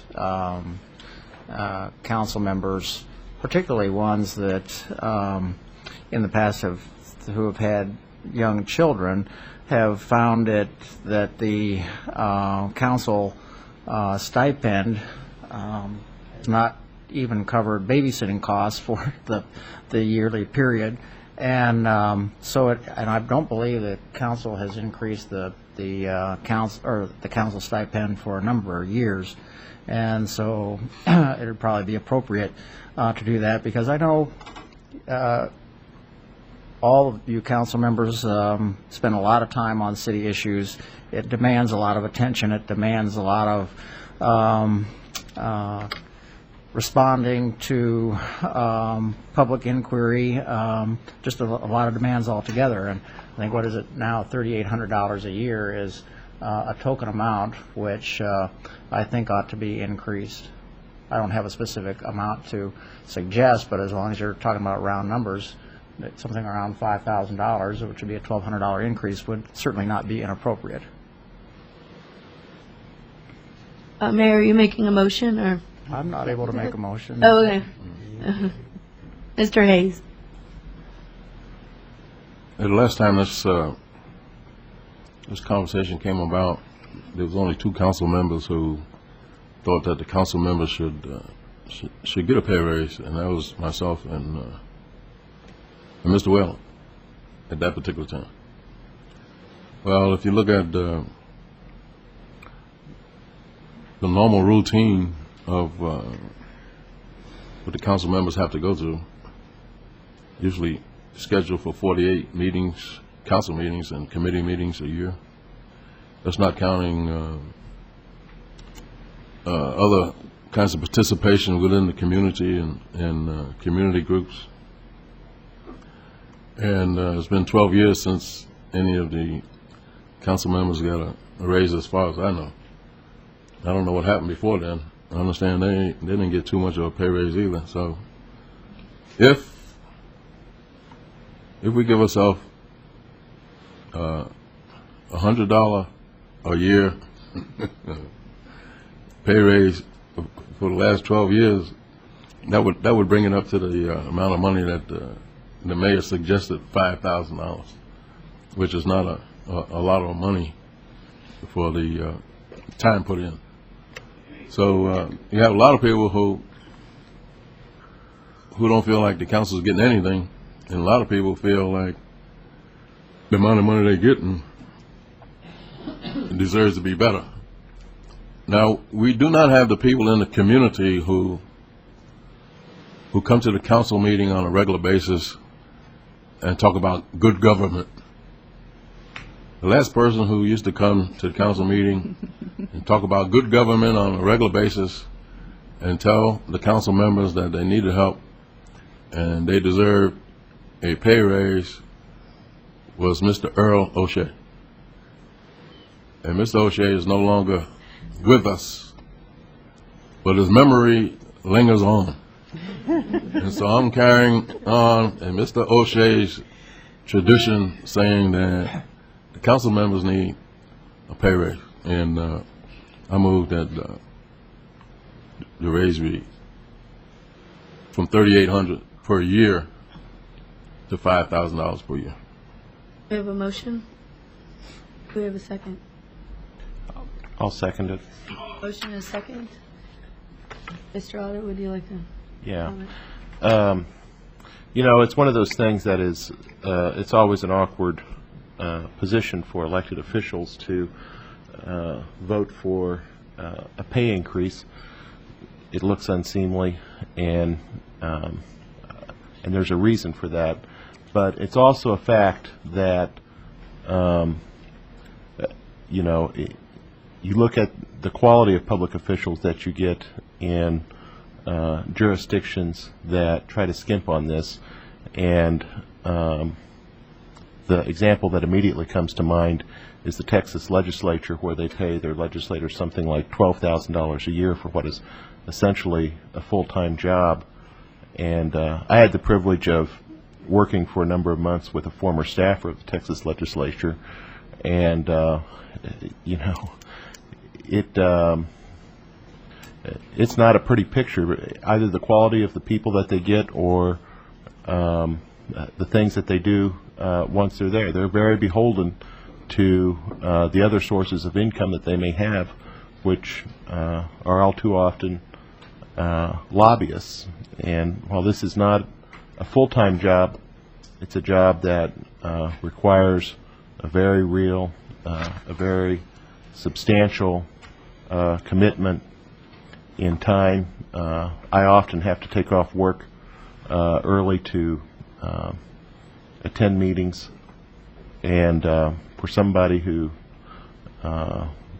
you know, is compensated on the basis of you eat what you kill, that's, you know, that's a sacrifice, and it's one that's worth making. There are also a lot of rewards to public service, and I know that on City Council there are varying philosophies about this. Some people personally don't need the income, and so aren't inclined to vote for the pay raise. But I know there are others among us for whom it makes a significant difference, and I think that we ought to go ahead and support this motion. It won't take effect until after the next election. We don't know who, if any of us, will be coming back for that election. But whoever sits on this council ought to have some help in dealing with the burdens and indeed financial burdens that are associated with that service. Any other discussion, Ms. Wyman? Yes, I'm going to vote no on this motion, though I think this is probably the first time I've voted differently from Mr. Hayes in quite some time. But I want to echo some of the same things that were said by Mr. Hayes and by Mr. Otto in support of this motion. One is that just with the salary being $3,800 per year for council members, that comes to a little less than $10 a meeting, if you were to break it up. And many of our meetings go close to midnight, so it's certainly more than the 1 hour or less than 1 hour that some staff positions would get. I also want to point out, as Mr. Otto pointed out, that the increase, if the motion passes, would not go into effect until the next council is seated. So it isn't a sort of, those who vote for it aren't voting for their own pockets or increases in their own pay raise, as it'll be dependent on the next election. But I do think it's important also to recognize that there are several positions, both elected and appointed, that receive no salary in our community and in Champaign as well. And what especially comes to mind is the position of school board, both in Urbana and Champaign. The elected school board members who have to spend a lot of their own money to run campaigns to get elected for their 4-year terms end up spending their own money for the campaigns, and then also end up going to numerous meetings and open houses and school board meetings and those sorts of things, just without any sort of compensation, with only the recognition that, yes, they were elected to school board and now get to or have to take all of the phone calls and public comments and concerns that come their way. And as council members, we also receive the phone calls and come to the meetings and spend all that extra time listening to concerns and trying to address those constituent concerns and non-constituent concerns that come to us on a sometimes daily and certainly weekly basis.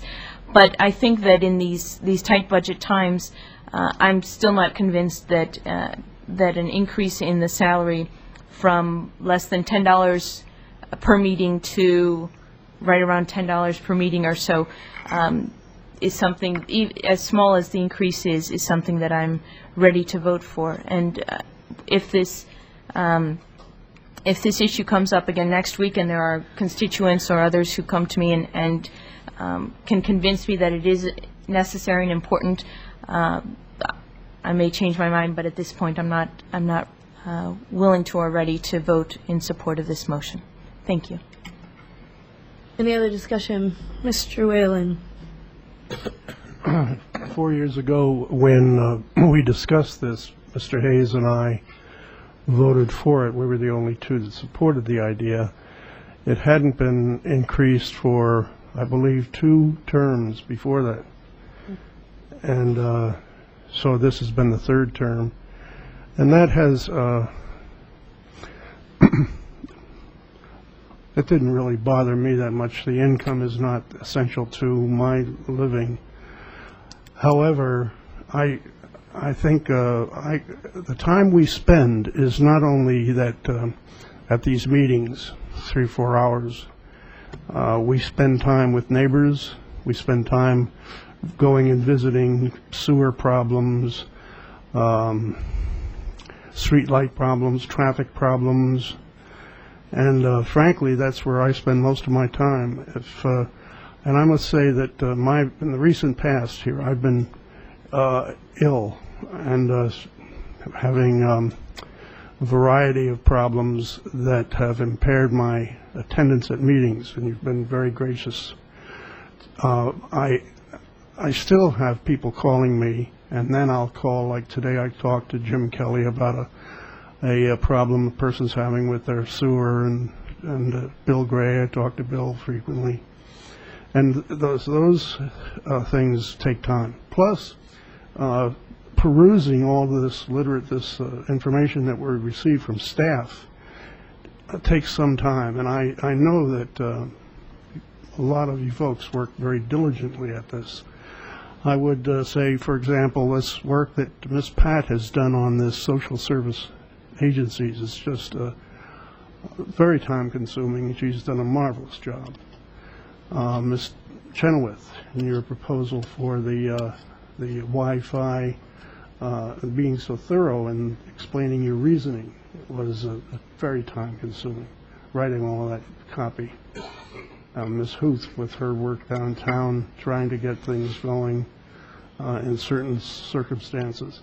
So there's a lot of, and Mr. Otto, I know, has been very involved with the Traffic Commission and also with our neighboring wards.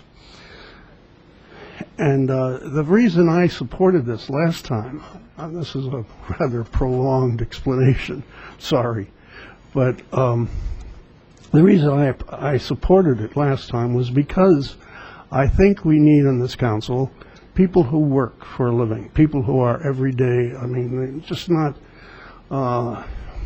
intellectuals or professorial types. We need, as you mentioned, somebody mentioned here earlier, I think it was Ms. Wine, no, the mayor, about people with children. We need single mothers, perhaps, to come on here, and I talked to many of them during the day in my work, and they frequently have opinions about things, and it's a rich source of some way to improve our city, our community. So for those reasons, and mainly to bring and attract good council members, solid, working citizens, I would support this. Any other discussion from committee members? Mr. Hayes. I'd just like to mention that earlier one of our most gracious council members wanted us to feel sorry for ourselves for asking for a pay raise. That went to budget crunch, hard times, and what have you. Well, the previous 3 times we voted for a pay raise, the city had surplus money, and it still voted against it. So if we're going to vote on it, let's vote on the merits of whether or not you think the council deserves a pay raise. And I'm quite sure most of the constituents out there in the community were glad to see us, well, those of us who are going to be here after the next election, go home with a little bit of smile on our face. We won't be laughing heartily, but we'll have a little bit of smile on our face. And that's all I want to say. Any additional comment? I just toss in that I support the motion, Mr. Hayes' motion, and currently I just calculated, because I keep track of my hours, and I average 20 hours a week on council. This last week it was more like 60, but there are some weeks where it's more like 5 or 6, so it comes in waves. But at 20 hours a week, and I know many council members put that kind of time in, we make $3.60 an hour for the work that we do. The increase that Mr. Hayes has proposed would bring that up to $4.80 an hour, which still, unless you find a really cheap babysitter, I don't think covers your babysitting costs. But perhaps you're getting close to what you might if you have a friend who lives down the street. My bigger concern, because this will affect the person who's in my seat next year, and it may be me or it may be someone else, is I look around and none of the council members have children, young children, and I think there's a reason for that. And part of that is that it's very difficult to recruit good people to run who would be highly qualified, but they can't even cover the basic costs of participating in something like this. So I would really like to see more diversity on council, more people with children. Certainly, we're doing well in terms of age, but I mean, other than that, I think we need to be able to at least compensate for childcare, and I think this is approaching that. So I certainly am going to support it. Any other discussion? Can I just make one more statement? Go ahead, Ms. Craig. It's very, very crucial. With all the money that the members of the city council receive, there are no benefits to go along with it. None whatsoever. Now, the clerk and the mayor, they invested in the retirement fund. The council members, if we don't figure out a retirement fund of our own, then we're in trouble. So keep that in mind. Small salary, no benefits. Thank you. Ms. Wyman. Just one final response, and I don't mean to sound argumentative when I say this, but a couple suggestions. One is the obvious benefit of having a microphone in front of our face at least one time a week to say whatever we want, and hopefully something that contributes in a positive way to the community and help make policy and make the community a better place with our votes. But the other thing is that I also support the idea that making sure that people who are caring for children or caring for elderly people in their families and who have those financial costs and for those reasons are constrained from running for council, running for a school board, trying to get on or applying to be on the Plan Commission, the Community Development Commission, Human Relations Commission, Development Review Board for in the Mixed Office Residential District, any of the many appointed or elected positions available in this community, that if we could designate, and I don't propose that we do that tonight, but some pot of money that instead of being divided up to each council member, regardless of the needs of caring for young children or elderly people in our family, could be used as a reimbursement basis for child care needs during meetings or during the time when a council member or a commission member or school board member has to go to a dedication or some other type of function. And I suppose in this idea it's basically with city-related functions, so city council and and commissions related to the city. If there were a reimbursement pool that were designated for that, I think would be a good way to then have to be able to recruit people who have the needs who but for having to pay for the expenses of childcare or care for elderly family members would run for or ask to be appointed to a council or commission position. So I think that would be an alternative, and that way I think we would end up meeting the needs or addressing the needs that several council members have stated, which is to be able to make a more diverse council and a more diverse decision-making bodies in general in this community. Thank you. Any other discussion? If not, all those in favor? Have a roll call on this. Okay. Could we have a roll call on the vote before us? Okay. Ms. Chenoweth? Yes? Mr. Hayes? Yes. Ms. Huth? No. Ms. Pat? No. Mr. Otto? Yes. Mr. Whalen? Yes, Ms. Wyman? No? That carries with 4 ayes. Next, we have we're back to the main motion, the budget motion. Is there a motion? oh, go ahead, I'm sorry. I think there's already a motion on the Should floor. be a motion on Oh, the there's a motion on the We've been floor. amending it, yeah.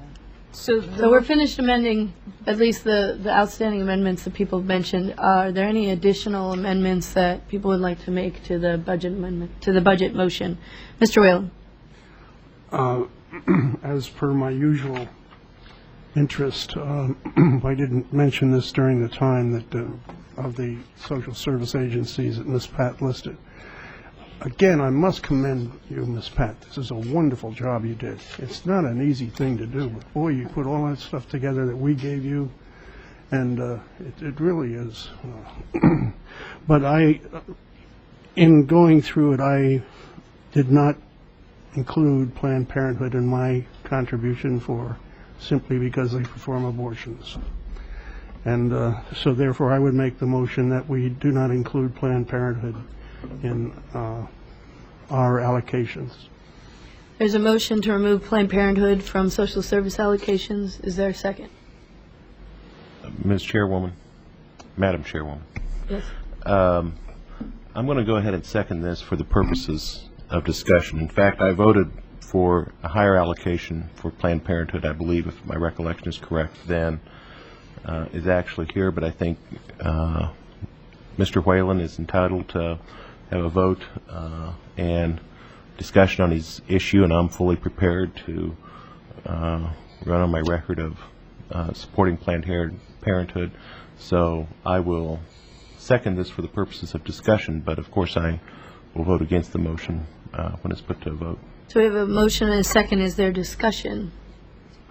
Mr. Whalen? Just to, again, affirm the fact that I cannot support the the Planned Parenthood, although there are a number of things that Planned Parenthood does that are good for children.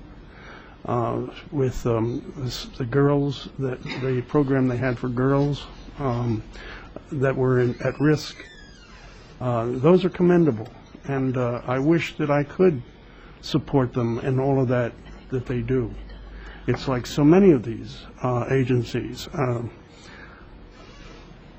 But I cannot abide, because of my faith and because of my personal sense of responsibility, agree with the fact that they do provide abortions quite a lot, and I therefore cannot support it. Any other discussion? Ms. Pat? Thank you. Planned Parenthood provides vital reproductive health services based on to patients based on their income, which makes health care available to thousands of women and girls who otherwise would not receive it. I'm not positive about the statistic, but I believe the majority of patients receive their primary health care, if not their only health care services, for a large period of their life from Planned Parenthood. The particular program that we are funding is a program to prevent teenagers from becoming pregnant, and I've always found it interesting that so many opponents of abortion also oppose the programs that are designed to prevent pregnancy and therefore prevent the need for abortion. I obviously don't agree with that philosophy of being anti-abortion and anti-birth control and anti-pregnancy prevention program. I very much support the right to choose abortion and the availability of health care services for women who choose to terminate pregnancy, and the availability of prenatal care, and the availability of ongoing reproductive health care services, and the availability of programs to help teenagers not become pregnant too soon. Planned Parenthood does all of these things. It's a very fine organization, and I will not be supporting this motion. Any further discussion? Mr. Whalen. In response, Ms. Pat's appreciation of their efforts is certainly noted, and I would agree in many cases. However, the concept of providing children with contraception is another issue that I can't support. I think that, as I recall in my youth, and you may wonder about this, what kind of a dude I am, but I found it abstinence to be quite successful. And I could tell you stories that are somewhat ludicrous and however, I do believe it is possible. I think that the contraception and the that we offer after the fact and before the fact makes it more possible for students, not students, but I mean for young people, children, to become or to, what's the word? Just simply, I guess, have intercourse without any kind of responsibility. And I do not think that's right. I think that our emphasis should be on abstinence and on character development and on loving birth and new life and children. And that requires a period of time in your life when you almost live like you're in a cocoon where you dedicate yourself to giving for at a later time when you're able to do that responsibly.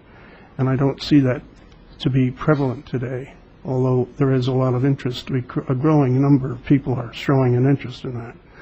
So I would, again, I would say I can't support Planned Parenthood. They used to have I've been over there and talked to them about what they're doing, and they had a big bowl, like a big a jar of candy, but I mean a big bowl, full of condoms. Kids walked in, they grab a handful of them, and it just doesn't seem to me to be encouraging to character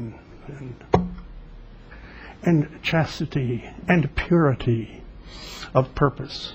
I'm sorry to sound old-fashioned maybe, or sound like I'm too much of a Catholic. I am. So that's my faith and my hope, and I therefore can't support Planned Parenthood. Additional comments? Ms. Wyman. I suppose we could all go around and talk about why we think Planned Parenthood is so wonderful, or for those who don't, the same. I just want to respond to a couple of the comments that Mr. Whalen stated without repeating everything Ms. Pat stated. The main issue, of course, is that the funding that the City Council is allocating in our social services funding is not for abortions. It is for preventing teen pregnancies, and works on this issue that Mr. Whalen suggested that is important, and that is building up character. That Planned Parenthood obviously serves a vital role in our community, and it's so important that they're there, not just for the program for which the city is partially funding their work with young women and preventing the teen pregnancies, but also in providing abortions for those who choose, but also in providing pap smears, in providing, they do iron testing, they provide birth control, they provide so many services that are important to women and indeed important to families, and their work is, again, vital. I'm happy to support them. I'm happy that the council is supporting them, and I think that this one program that the council is supporting them is indeed an important program, not the only important program that they do, but I understand that other programs and services they provide are that it's up to us as individuals to also support them as a local not-for-profit organization. Thank you. Any other comments? If not, all those in favor, Can we have a roll call, please? could we have a roll call, please, on the vote? That's Oh, okay. I'm sorry, Mr. Hayes. I thought Ms. Wyman wanted everybody around the table to speak on the issue. Would you like to weigh in, Mr. Hayes? All right. We'll have a roll call, and this is to remind committee members that we're voting on removing Planned Parenthood allocation from the social service portion of our budget. Ms. Chenoweth? No. Mr. Hayes? No. Ms. Huth? No. Ms. Pat? No. Mr. Otto? No. Mr. Whalen? Yes. Ms. Wyman? No. That fails. We are now back to the budget motion. If there's no further discussion, could we have a roll call on the budget? And this is to send the budget to council with a recommendation for approval with the amendments that have gained a majority support this evening. Ms. Chenoweth? Yes? Mr. Hayes? Yes. Ms. Huth? To abstain due to a potential conflict of interest. Ms. Pat? Yes. Mr. Otto? Yes. Mr. Whalen? No. Ms. Wyman? Yes. That motion carries with 5 ayes, 1 abstention, and 1 no. Next, we have ordinance number 2004-05053, an ordinance regarding city officials and employee ethics. And I believe this is a legal's issue. I'm concerned that council members, the committee members have not had a chance to look over their packets. I guess we can open it up, and if those who have had an opportunity to read what may have come to you this afternoon, although I'm still not sure if I received mine, you can ask your questions now, but I would support that we defer this to another committee meeting so we can have further I discussion. would second that. So we can open it up. If Mr. Holtz, if you had a proposal that you wanted to discuss, and then we could ask questions, and then we can move forward. Yeah. Sure.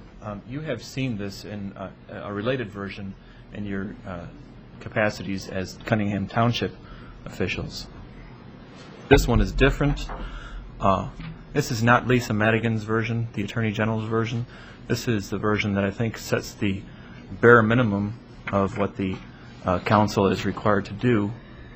And I offer to you that you have the ability to put more on it than what you are setting forth here. Can I excuse myself for a moment? I've got a throat problem here. Yeah. We could, actually, a committee member has asked for a brief recess since we're at 9:30, so I'll call a 5-minute recess, and then we can come back in 5 minutes. Thanks. To order, and we'll go back to our ordinance regarding city officials and employee ethics. And I believe we're hearing from legal on their report on this ordinance. Yes, thanks for the break. I've got myself a good cup of water, and we've got some good stuff to get through here tonight. Okay. Political activity and curfews. You really can't get a better picture than that in one night. Basically, I'd like for you to pull out your political activities or ethics and political activities ordinance here. Maybe we can just kind of walk through it really briefly.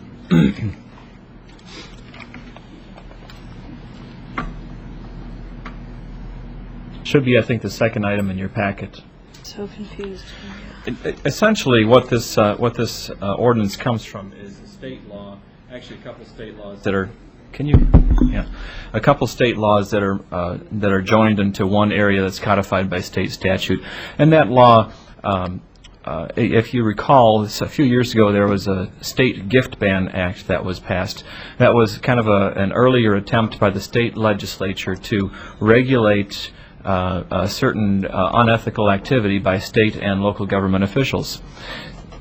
That turned out to be woefully inadequate, and so the state legislature went back to the drawing board and redrew the entire picture on this. And the result of it is this political activity and ethics statute, a state law that applies to state officials. As part of that package, the state legislature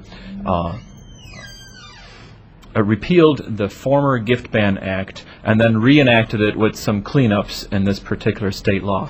As part of that state law, the state legislature also mandated that local governments pass similar ordinances that are no less restrictive than what the state law itself sets. So that's what this does here. Basically, what it does is it prohibits political activity by city employees during time that they're working, prohibits elected officials from requiring employees to perform political activity and related sorts of things. Like I said, you have seen this before.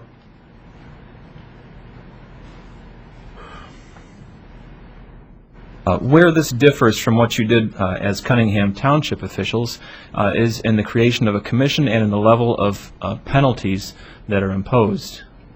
The state law says that this ordinance should... I'm sorry.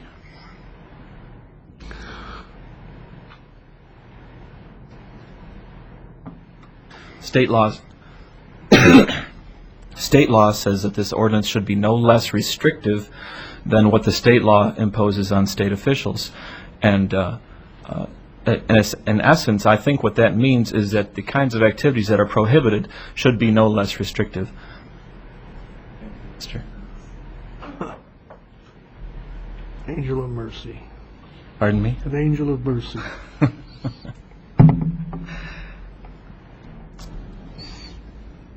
So we have this. We have a state law that says certain kinds of political activity must be restricted, and this ordinance, to the extent that it's possible to do so, clearly mimics that state law as the state law itself requires. One of the requirements of the state law was that the Attorney General's office promulgate a model ordinance for municipalities to adopt to implement the state law. The Attorney General's office did that some months ago, but I think that the Attorney General's model ordinance goes a good bit further than what the state law mandates. Now, I don't personally have a preference one way or the other in which this city goes, in which direction this city goes, but I felt that as the attorney for the city, it's my obligation to tell you exactly what I think the state law obliges the city to do, and then to let you make the decision to go over and above that. Like I said earlier, the Attorney General's model ordinance exceeds what the state law requires in two respects. One is with respect to establishing a commission and an ethics officer, and the second is with respect to the penalties that are imposed. The state law imposes a penalty, a criminal penalty, for the political activity violation that is a Class A misdemeanor up to a year in jail. For the gift ban violations, the state law allows a commission to impose a fine of anywhere from $1,000 to $5,000, an administrative fine. The state law also says that municipalities may, and they use the word may, impose similar penalties. The Attorney General's office, in reading the act, interprets it as requiring municipalities to impose essentially the same kinds of penalties that are imposed by the state law. And I think that's interesting because municipalities, in the absence of this act, have no authority to establish Class A misdemeanor crimes. We have authority as a city council, as a home rule city council, to establish criminal offenses that are up to the Class B misdemeanor level. That's up to 6 months in jail. And so I think that by establishing a Class A misdemeanor offense, that we would be exceeding the authority that's been granted to the state by the state legislature to this city council to establish criminal offenses. Now, do I know?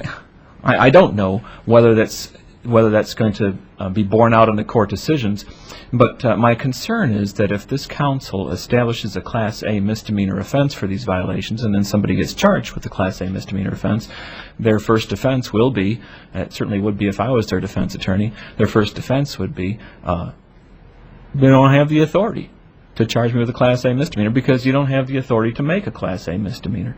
And I think that would be a very strong defense. I don't know a way of charging somebody. Oh, maybe we could somehow make make the offense both a Class B and a Class A misdemeanor. It'd be kind of problematic. Not sure that that would really work, so we could have a backup. But the bottom line is that my concern is that the Attorney General's office's recommendation simply requires us to exceed our statutory authority to create Class A misdemeanors. It's not set in stone, but I think that's the better view. The other aspect in which the Attorney General's office's recommendation exceeds the requirement of the statute is in recommending that the city create a commission, an ethics commission, basically a 3-member commission. I don't think it's necessarily a bad idea, but I just want you to know that that's something that exceeds what the statute requires. In fact, I think the Attorney General in her memorandum explaining her version of the model ordinance expressly acknowledges that creation of a commission like that actually is something in excess of what the statute requires.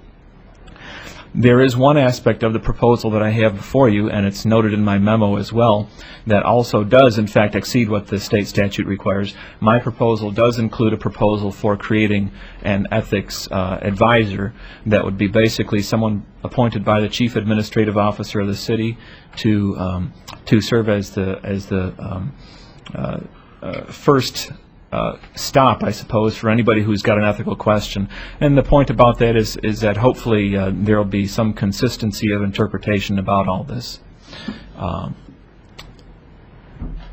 You may recall, and I pulled up my copy of the Cunningham Township ordinance a while back. I think, and I didn't read it word for word comparing with the Attorney General's version, but I think that what was passed here as Cunningham Township was actually word for word what the Attorney General's office recommended. I checked around with what other municipalities have done. They're kind of across the board. The IML version is quite a bit different than what either the Attorney General recommended or what I'm recommending here. The Illinois Municipal League version is basically, it references the state law in several different ways and says what they ban, we ban. What you can't do as a state officer, you can't do as a city officer. Whatever the penalty is for a state officer, that's the penalty for a city officer, and things like that. Their rationale for taking that approach was in case there's changes down the road, then they don't have to keep re-amending their local ordinances. Other municipalities, one in particular, the city of Champaign, has pretty much exactly what I'm recommending here. In fact, Fred Stavens, Champaign's city attorney, and I worked on this particular proposal together.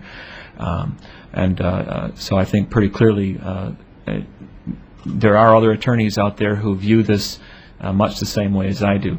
Now again, that's not to say that you can't do more than what the state statute requires. However, that's also no different than what's the case, or what was the case prior to the enactment of the state law in the first place. This council has had the authority all along to pass ordinances regulating ethics and political activity, and so you have that authority and you retain it. It's just that I don't agree with the Attorney General's office that this council has the authority to create Class A misdemeanor offenses, and I feel it would weaken enforcement of this ordinance to create these as Class A misdemeanor offenses. My guess is that we'll be getting an answer to this from the courts somewhere along the line, because quite a few municipalities have, in fact, ostensibly created these Class A misdemeanors, and sooner or later somebody's going to get charged and they're going to raise that defense, and then we'll have a court ruling. I should point out that passage of an ordinance that in fact imposes these restrictions is required by state law.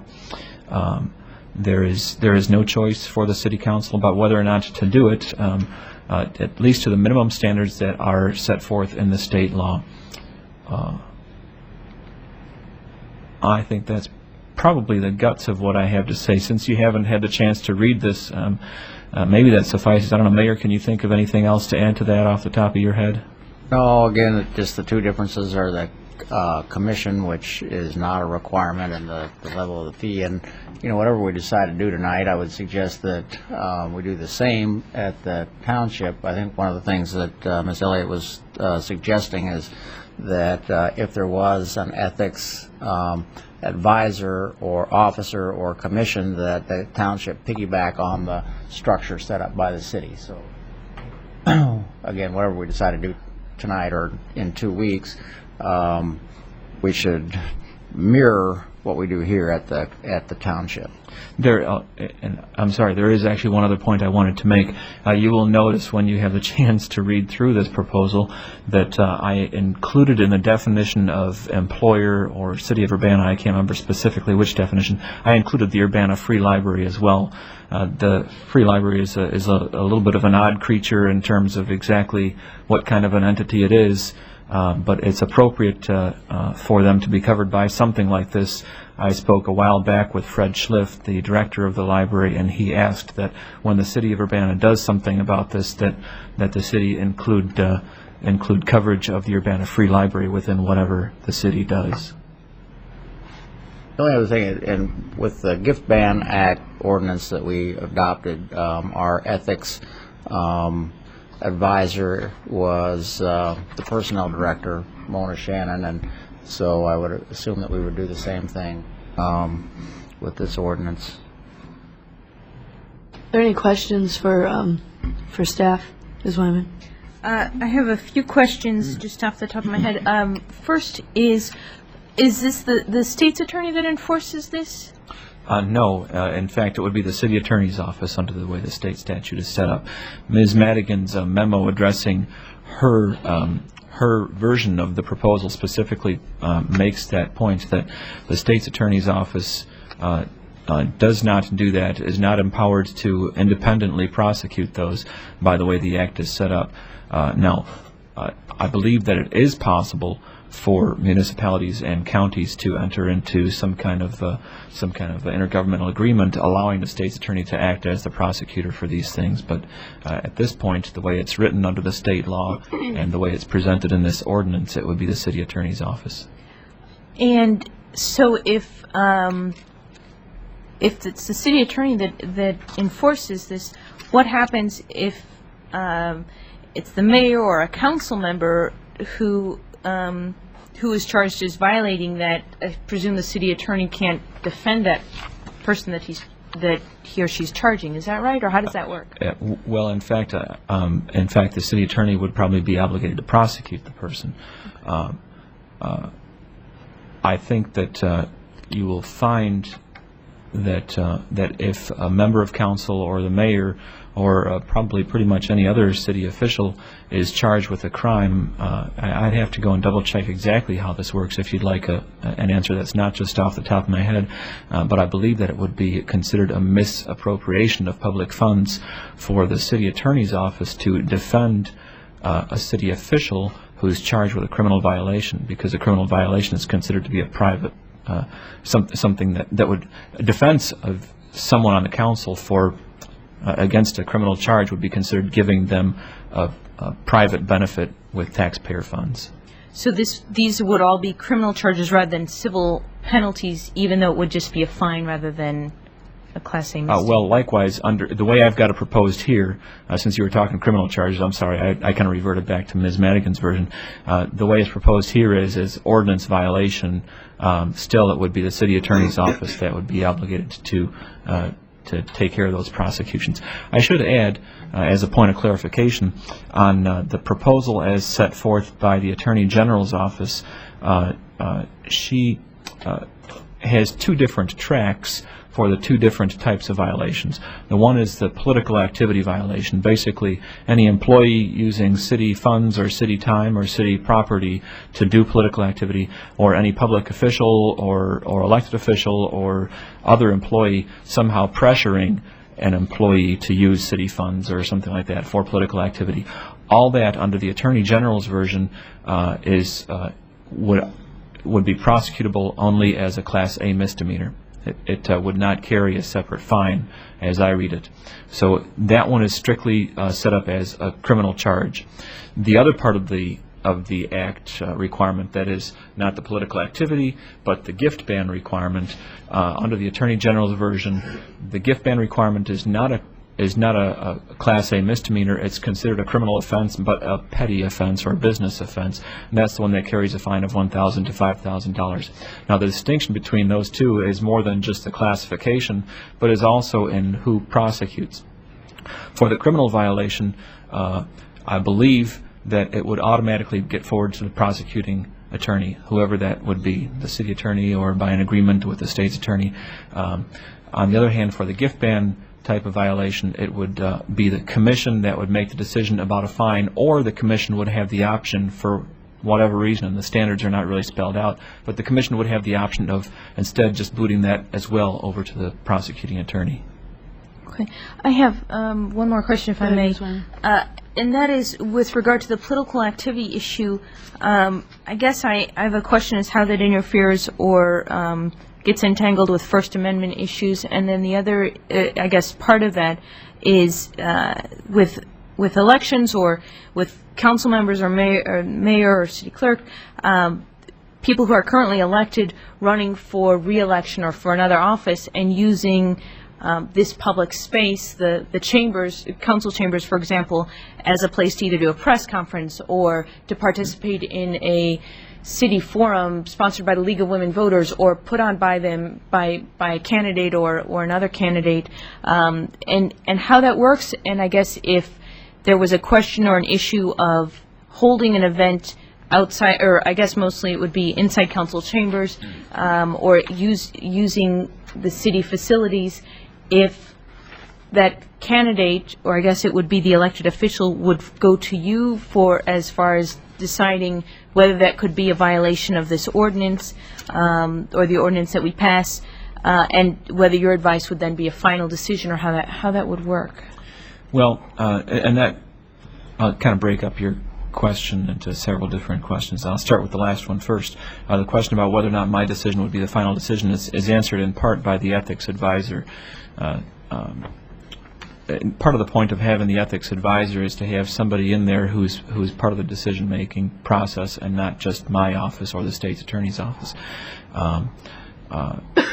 I think you're correct in saying that, yeah, it would be my final decision, because ultimately, as the city attorney, I would be the one who is obligated to make the decision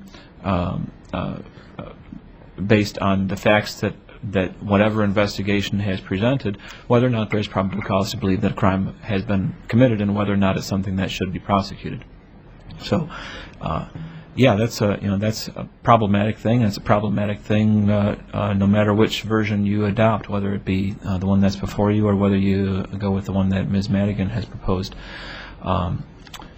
Your other questions, particularly including the question about how this affects the First Amendment, in general, and that's as I'm sure you're aware, and when you were asking, it's a wide open sort of question, and I think that goes kind of to the heart of what a lot of people have been concerned about passing a law like this. It's really broad. In order to cast a net that's wide enough to catch all the kind of activity that you're talking about, you have to phrase it in general terms. Well, the odd thing, though, about doing that is that by phrasing the prohibition in general terms, you make it more vague. And the vaguer it is, the less notice a particular individual has about what activity actually is a crime or an offense. So it's really walking a tightrope, and I don't know whether or not the legislature succeeded in how they did that. And I'm sure the courts will answer it down the road as prosecutions happen under this thing. You may recall that similar concerns were raised when the Gift Ban Act itself, the original one, was passed about 4 years ago. In fact, a lawsuit was filed shortly after passage of that original Gift Ban Act. And I think that a trial court in the Chicago area threw the Gift Ban Act out as unconstitutionally vague and overbroad, and basically addressing due process sorts of concerns. That decision was ultimately reversed by the Illinois Supreme Court, not on its merits, but I think on the ground that the person who filed the suit really didn't have standing to challenge the law in the first place. So the short answer is that we don't know. The state legislature passed this. They think that it's clear enough and narrow enough to to survive a constitutional challenge, and ultimately it'll just be up to the courts to decide. Was there? I can't remember now. Was there another part of your question? There was another question, and I may not have been clear in the subpart, and that is with regard to well, since the council members and the mayor are the ones, some of the ones primarily affected by this proposed ordinance, if one were to, as I understand this, from the cursory reading, if one of us were to hold a public forum tomorrow, this wouldn't be considered a political activity, but if perhaps after announcing candidacy for the next election were to then hold a forum or participate in some event or a press conference, then it might be decided or designated as a prohibited political activity. And I suppose with that, if there's the distinction, and then who would one go to? Would it be the ethics, the ethics advisor, or you as the city attorney in advance of, and hopefully to avoid being prosecuted before deciding to participate or call for such an event? Yeah, I think, well, I'm trying to think of exactly how to break your question apart. I suppose, first of all, it's important to note that there are a variety of exceptions to particularly the gift ban, but I think as a matter of common sense and I suppose by reading of the statute on political activity, that would apply to this kind of circumstance. The state law talks about misappropriating or misusing state resources or government resources for the purpose of political activity. Now, so then the question is, well, if you were, as a council member who's seeking re-election, were to want to hold a press conference here in the council chambers, are you misappropriating government resources by holding a press conference here? And I think that the answer would be no, as long as this facility is available to anybody else who wants to use it for similar sorts of purposes or for very different purposes. If we allow this council chamber to be used by by groups for club meetings and whatever else, private, public, whatever, religious, non-religious, all those kinds of things, I think then that the answer would pretty clearly be no, you're not misappropriating. On the other hand, if you were to run upstairs and use the copier to run your campaign literature, well, obviously that's a misappropriation and would be a violation. Okay. Thank you. And if one had a question, whether that person be a current someone currently covered or potentially covered, if they were elected, I suppose would they go to you or would they go to the ethics advisor? Well, the reason that I suggest having an ethics advisor in here is to have somebody besides just me. It would ultimately, I'm sure that the question also would come to me. I think that's unavoidable under the way the statute is set up. But yeah, I would feel compelled to make my office available, as I have done to private questions from council members in the past about what activity they can engage in that might or might not constitute a violation of some ethical rule. Now, there's always a difficult line to draw there, and I'm not sure exactly how it would work in this particular situation, where I would be the person who would be answering questions as well as being the prosecutor. That's tough, and there's a lot of things that I really dislike about this state law, and I suppose that's right near the top of the list. For that reason, it can be a good idea to have an ethics commission, but you know what? The ethics commission is going to come to me as well. Thank you. You're welcome. Further questions for staff on this, Mr. Otto?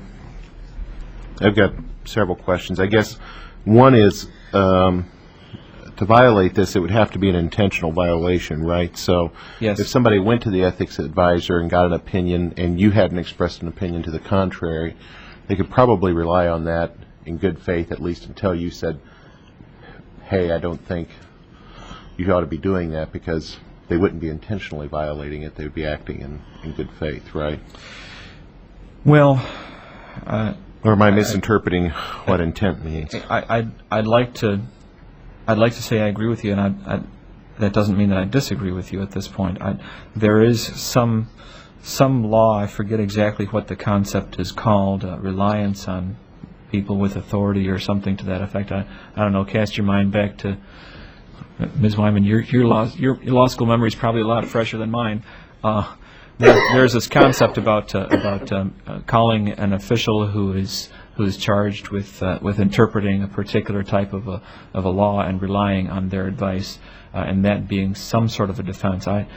Frankly, I haven't had the opportunity in my 12 or 13 years of practicing law to ever come across that, and it's an interesting question. I'll have a look at that and come back to you with an answer on it. Okay. Other questions? Mr. Otto, go ahead. Yeah. The other thing I would like an opinion on, one of the things in ethics is there are, some gray areas that I think you sort of have to, you can't necessarily regulate in a law, but I think there are also some areas that are really not that gray, and one of them is if you're the director or employee or the member of the board of directors of an organization that's seeking city resources or some city benefit or some official action, that you ought to recuse yourself and not be involved in that official action. And I don't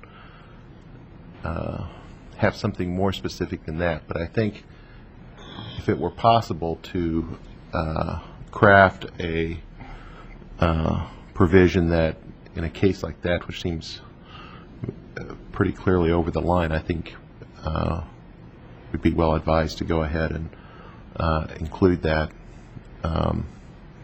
in our prohibitions, because right now I don't think there is a formal prohibition which would prevent an employee or public official from participating in those kinds of official acts that might have private benefits. Yeah, there are a couple of state laws that address those types of situations.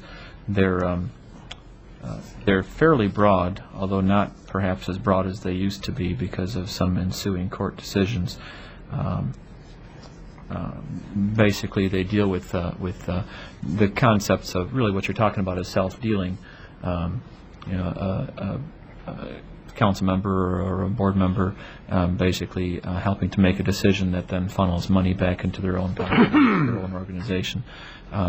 There are some state statutes that deal with that expressly. There's also, in the context of certain federal programs, federal laws that address that and provide for avenues for making one's actions legitimate.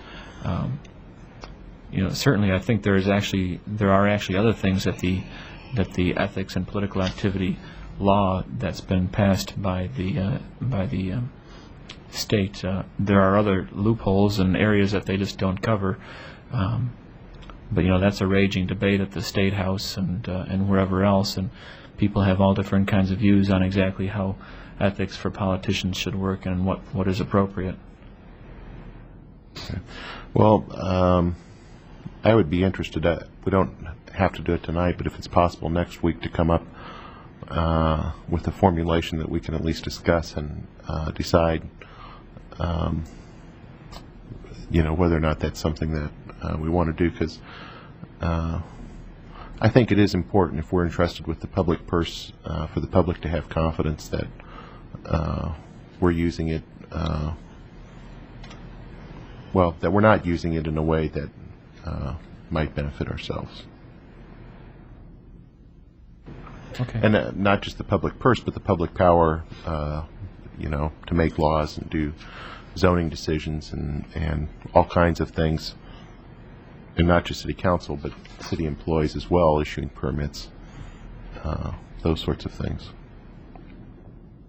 Okay. Ms. Pat. Thank you. There is, as Mr. Hull said, there is a state statute regarding conflict of interest. Actually, it's a couple of statutes, and I don't remember the citation off the top of my head, but it's in Chapter 65 on municipalities, I think, and it's a Class 4 felony. Would that be right? Class 4? Does that sound right? I think so. I seem to remember 4. So if I don't know that it seems to me that's not a matter that we need to address. That this is the purpose of this ordinance is to address those things that are not addressed by the state statute. But if you want to look at that, what I'd suggest is if we could get copies of that state statute for the next time we take this up, so we could actually look at that. I don't know how specific the state statute is, and my impression is that it's fairly vague. So I guess what I'm attempting to do is to craft something that's more specific. Well, let's just, we have a look. My recollection Okay. is, and I am not a lawyer and did not go to law school, but my recollection was that it was quite clear. And there's something you can have up to, this is just from memory, but something like 7%, up to 7% ownership in a company that's receiving a contract. Actually, that was the one thing I remember as being very specific. And then there are other just more general about having any financial relationship and various things. Anyway, what I'm saying is let's look at the state statute before we Sure. pursue anything on that. Sure. Further questions of the committee members? Somewhere in 65 minutes. If not, an action on this ordinance is suggested. Ms. Wyman? Well, I know, Ms. Chenoweth, you said you hadn't gotten the packet, so I guess if there's a recommendation from those who hadn't received this information, whether it's appropriate or if committee members are ready to send this to council without a recommendation since several hadn't seen it yet, or if it's better, and if there's no deadline, I'm not aware of any deadline to pass this, if it can be sent to the next committee meeting. I'll let Ms. Sue take it away. Since I'm also one of the ones that did not get my packet, I would move this to the next committee meeting to give ourselves more time to read this and apparently some other memo. Oh, well, there's, For future minors? should, There was a there memo. was a memo emailed to every council member on Friday sometime. That is also on the city's website relating to this particular thing. I didn't go into any detail regarding Ms. Madigan's proposal in that memo because it wasn't until later that I realized that the township actually passed Ms. Madigan's proposal, and then we'd have two different versions here. I should point out that there isn't a deadline to the simply because we've already passed it. The state law required us to have this thing passed within 6 months of the effective date of the state law. There were two state laws. I was confused about which one. As I remember, I mentioned that there were two state laws that got merged into a single codification. I used the later date. Apparently, that's the earlier date that applies. I don't think it's a big deal to wait a couple weeks. There's no penalty. It's just something that we have to get done. I'll second the motion then. So we have a motion and a second. Ms. Pat? The clerk asks, was there not already a motion made to send this to committee? No. That's her recollection that. No, there wasn't a motion. I read out the ordinance number and name, but I didn't And stated make your a intention motion. to. And stated my intention, but, Mr. Whalen seconded your intention. oh, I didn't hear that. Okay. I guess it was an intention, not a motion, but, Okay. well, let me withdraw my intention. And Ms. Huth, you go ahead and make a motion She did. to do it in the right order. I'll restate the motion, which was to send it to committee in 2 weeks to give time to everyone to read the ordinance and the memo that goes along with it. So you're requesting that the committee, next committee, receive a copy of the memo as well? Yeah, well, I guess we all have it. My email's been down, so I don't Okay. have a copy of So it. it'd be but a I hard presume when copy. it comes back up, I'll have it. And just for clarification, I continue to second that motion. Okay, so we have a motion and a second. Is there any discussion? The mayor. Well, just to, when you're contemplating this, and if you pull up the version that we passed at the township, the two differences are the commission and the penalty. So basically, if we just decide those two things, then we can go with that version, and we should probably go with that version at both the towns. So those are pretty much the outstanding questions, other than Mr. Otto's concern. Ms. Pat and then Ms. Wyman. Ms. Pat. Question, and then a comment. Did the township, the version passed by township didn't create a commission, did it? Yes. Oh, it did create a commission. Yeah, it was the Oh, Lisa okay. Madigan version. I see. Which did Okay. create a commission, Okay. and that was before we'd seen anything here at the city council. And as I said, Ms. Elliott was saying whatever we choose to do at the city, whether it's just the ethics advisor or the commission, her intent was that the township piggyback on the city's framework and structure. Well, I'll just, this actually is discussion on the motion to postpone consideration, and just, I see it as very problematic having the ethics advisor be an employee of the city who is supervised by the persons most likely be the people, not because of who they are, but just the position. In terms of politics, for someone whose appointment someone who is hired by the mayor and approved by the council, or has to be hired by and approved by the council repeatedly, is not a person who should be responsible for enforcing ethics against elected officials. I find that odd, which is not to say I want to create a commission. Lord knows we have a lot of commissions, but I'm wondering if we can get an answer in 2 weeks, unless there's an answer right now, is whether it's possible to have a single person be ethics advisor, but to appoint an outside person, someone who's not a city employee, to be in that position, or any other option that doesn't involve appointing a 7-member commission, having to maintain all that, but that doesn't have a city employee responsible for enforcement of this. I think that's certainly a possibility. A point about the commission, Ms. Madigan's draft calls for a 3-member commission, specifically because of the concerns that were raised about somehow populating another commission of 7 or 9 or however many members. And would it be possible for the same commission to serve both the township and the city, or would there have to be 2 commissions? I think so. I Would don't you see check why on that not. too, in 2 I'm weeks? fairly confident, if by no other means than by an intergovernmental agreement. Could it be the same commission for Champaign and Urbana? Well, Champaign has not, in their passage of this, of an ordinance relating to this act, they chose not to establish a commission. Oh, okay. All right. Thank you. I don't recall off the top of my head whether they have a separate ethics advisor. I think they do, but no commission. Ms. Wyman?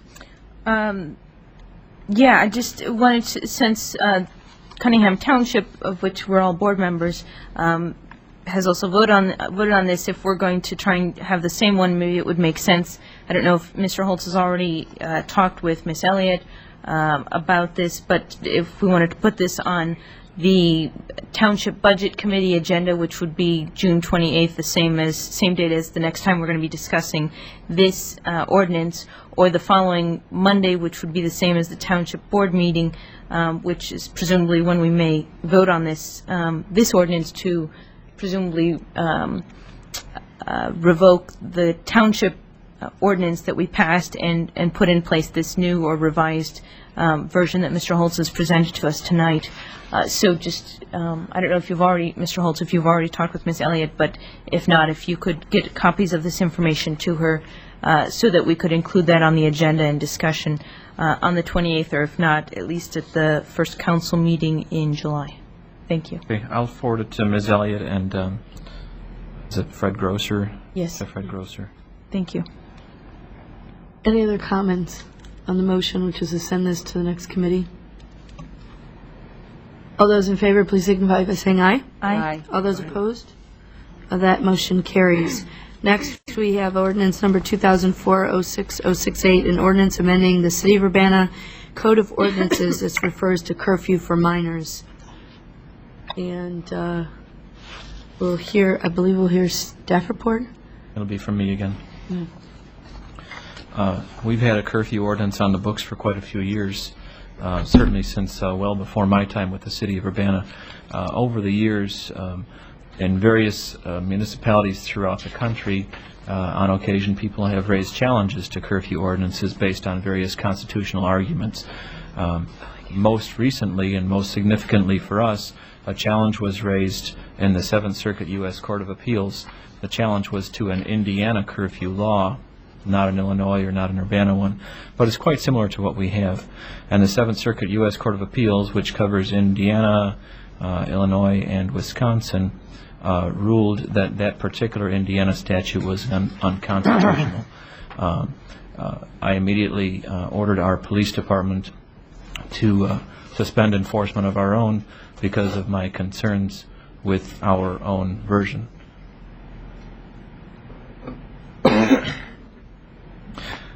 So what you have before you, and again, I'm assuming that since some council members didn't get the packet, they haven't had a chance to look at it. No. Yeah, that's correct. Well, there's no deadline for this either. It's just a matter of getting it done when it's and let's again pull out your copy and maybe we can walk you through it. Ms. Huth? If it would be all right, I would prefer to just have time to read it over, and then if that's all right with the rest of the committee, and then in 2 weeks or 4 weeks or whenever, we can be more knowledgeable about exactly what you're talking about. I think that's right. So, Ms. Pat? I move to send this item to City Council, to committee in 4 weeks on July 12th. So we have a motion and a second. Mr. Hayes? Yeah, meanwhile, in the meantime, I'd like to have a little clarification.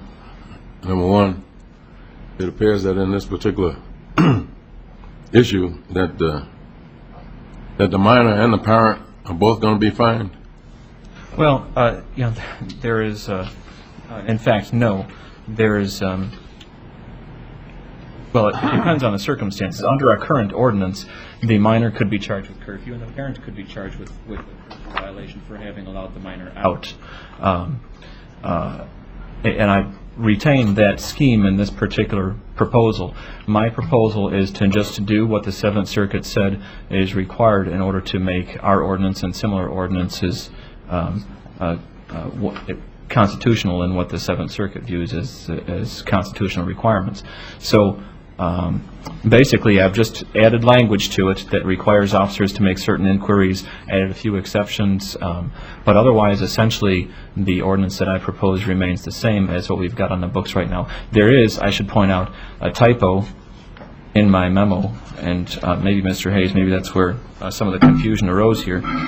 If you look at the in the packet in my memo on the third page, the very last paragraph, the one that begins with lastly,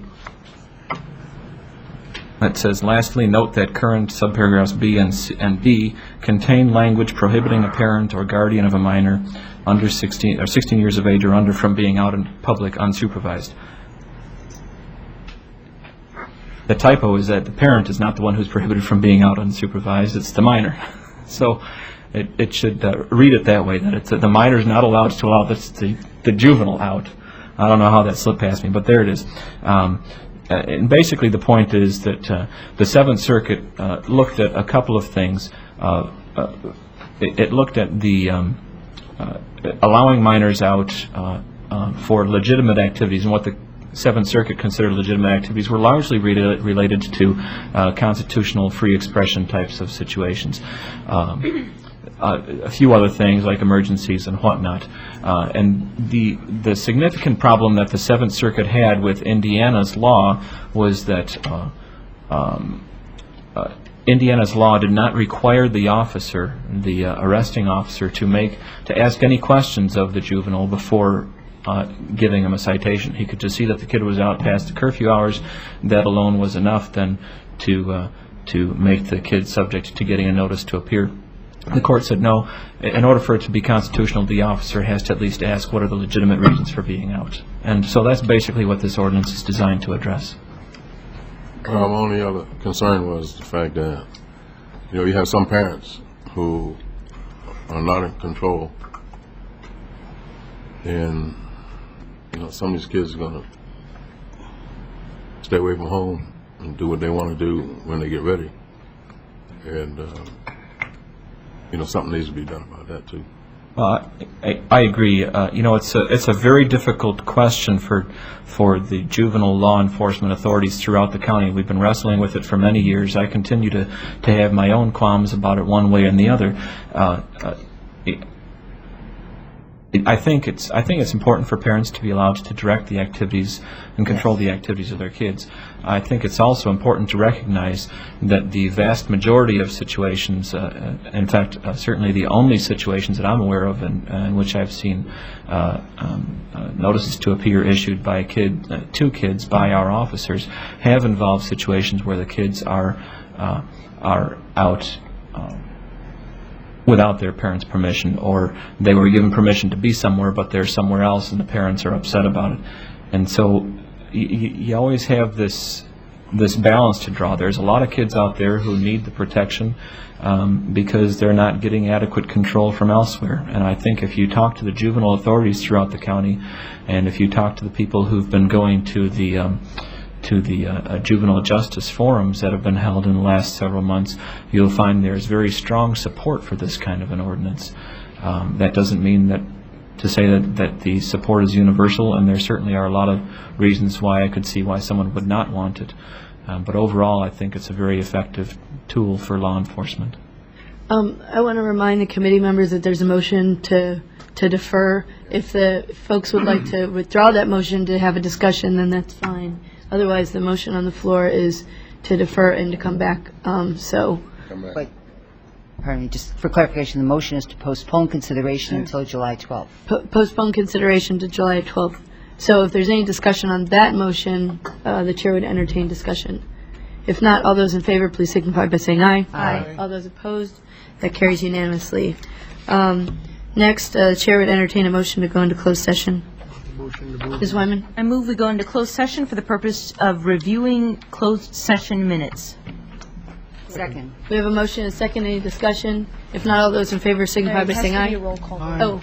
Could we have a roll call vote, please? Ms. Chenoweth? Yes. Mr. Hayes? Yes. Ms. Huth? Ms. Pat? Yes. Mr. Otto? Yes. Mr. Whalen? Yes. Ms. Wyman? Yes.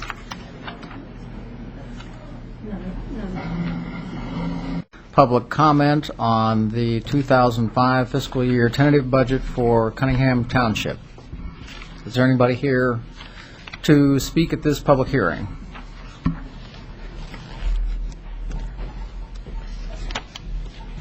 Seeing no comment, this public hearing is closed, and we'll go right into the Cunningham Town Board meeting.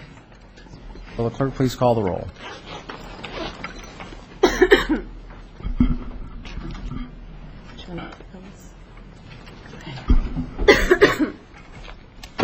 Ms. Chenoweth? Present.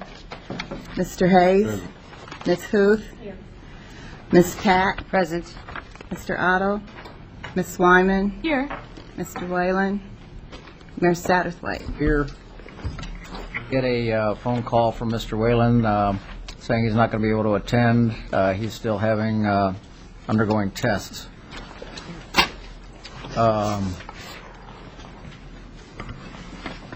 First item on our agenda this evening is approval of the minutes of the previous meeting. Is there a motion? Move approval. Second. Motion and a second. Any additions or corrections? No. Any discussion? Seeing no discussion, all those in favor, please signify by saying aye. Aye. Opposed? Motion carries. Next is the verification of township bills. In the town fund, the amount of $32,172.54, and in the general assistance fund, the amount of $50,800.23. Is there a motion for approval? Second. We have a motion and a second. Any discussion? Anything you should know about the bills? Carol? The general assistance amount contains a large number of medical bills that we're now able to pay in June since we amended the budget, so caseload is about the same, maybe slightly less, but the rest of that is medical. Could you say that again? The medical bills are being able to be paid because of? A large chunk of the medical bills we are paying since we amended the budget last month. We had to do that first before we could pay any more. Any discussion? Bills? Not all those in favor, please signify by saying aye. Aye. Opposed? Motion carries. Reports of officers. Carol, any reports? Yes, I have several things. I'd like to introduce Nicole Robinson, who's the person sitting in the audience. She's from the School of Social Work and will be in our office through December. As an intern, she'll be doing casework. Our other intern, young Julie, will be here through July, so we have a little bit of overlap, but we're looking forward to having her in the office. Also, I wanted you to know that I did not put the FY05 budget on the agenda since there's still a matter of social service distributions to be determined, so I'll just wait till July and plug in all the numbers and everything and any other changes that we might need. And also, I sent out a memo on the charity care program update, which was sent separately from the packet that you should have gotten by now. It's based on a little phone calling I did of other townships which are in the areas of Urbana hospitals, and virtually got different information with each township I called, but it was very useful, and I'm hoping to send more information to Provena, the local Provena, based on what I found out, and also based on Carl Hospital going ahead and approving 3 of our clients for 100% coverage for hospital bills, and possibly a 4th, and we're continuing to send in applications to both of them. It's a little tricky because the client has to be the one initiating the application, and we're helping them, and there's some financial information they don't always have, like W-2s, so we're trying to keep track as closely as we can. So that's all. Questions about the report? Okay. Any petitions and communications this evening? All right, we'll go into new business then. We have a number of items. First is resolution ascertaining prevailing wages. Is there a motion? Move approval? Any discussion? All those in favor, please signify by saying aye. Aye. Opposed? Motion carries. Next is transfer of appropriation ordinance for Cunningham Township for the fiscal 2003-2004 budget year. The town fund administration other salaries to IMRF in the amount of $25. Maybe we can take a number of these at the same time if there's no objection. Objection to taking all the rest but item 9 together. Todd, there is a summary too somewhere in your packet of these, if that's easier to. Okay. Well, I'll go ahead and read them, to get them, so we can get them on the table. The second of these transfers is a transfer of appropriation ordinance, Cunningham Township, budget year 2003-2004. I suppose it's town fund assessor postage to FICA in the amount of $305. The third one is town fund assessor dues and subscriptions to office supplies, the amount of $5. The fourth is town fund assessor dues and subscriptions to travel, the amount of $27. The fifth is town fund assessor computer service to training, the amount of $305. The sixth is town fund assessor computer service to telephone, the amount of $48.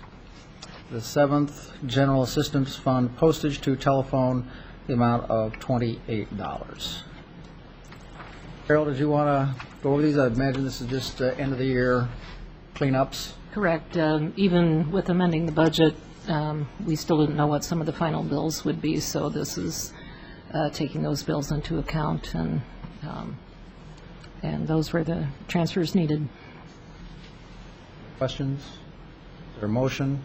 Move approval of the ordinance listed in omnibus fashion? Second? Motion is second. Any discussion? If there's no discussion, will the clerk please call the roll? Ms. Chenoweth? Yes. Mr. Hayes? Ms. Huth? Ms. Pat? Yes. Ms. Wyman? Yes. That motion carries with 5 ayes. And finally, we have a resolution authorizing the town of Cunningham, a town of Cunningham social work internship agreement.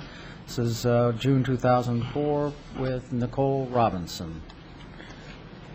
Elliot introduced Nicole just a few minutes ago, and this would be the internship agreement that we're into with Ms. Robinson. Carol, did you want to add anything to this? We've seen these before. Yeah, it's a standard contract we've had before, that we will pay a stipend of $4,000 to her, and We don't provide other benefits other than FICA, but it's the agreement we've used for the last several interns. Questions about that? Not a motion would be in order? Move approval? Second? Motion and a second. Any discussion? No discussion. All those in favor, please signify by saying aye. Aye. Opposed? Motion carries. Welcome aboard officially, Nicole. And with that, we stand adjourned as there's no further business to come before us this evening. And we'll be meeting as the Urbana City Council at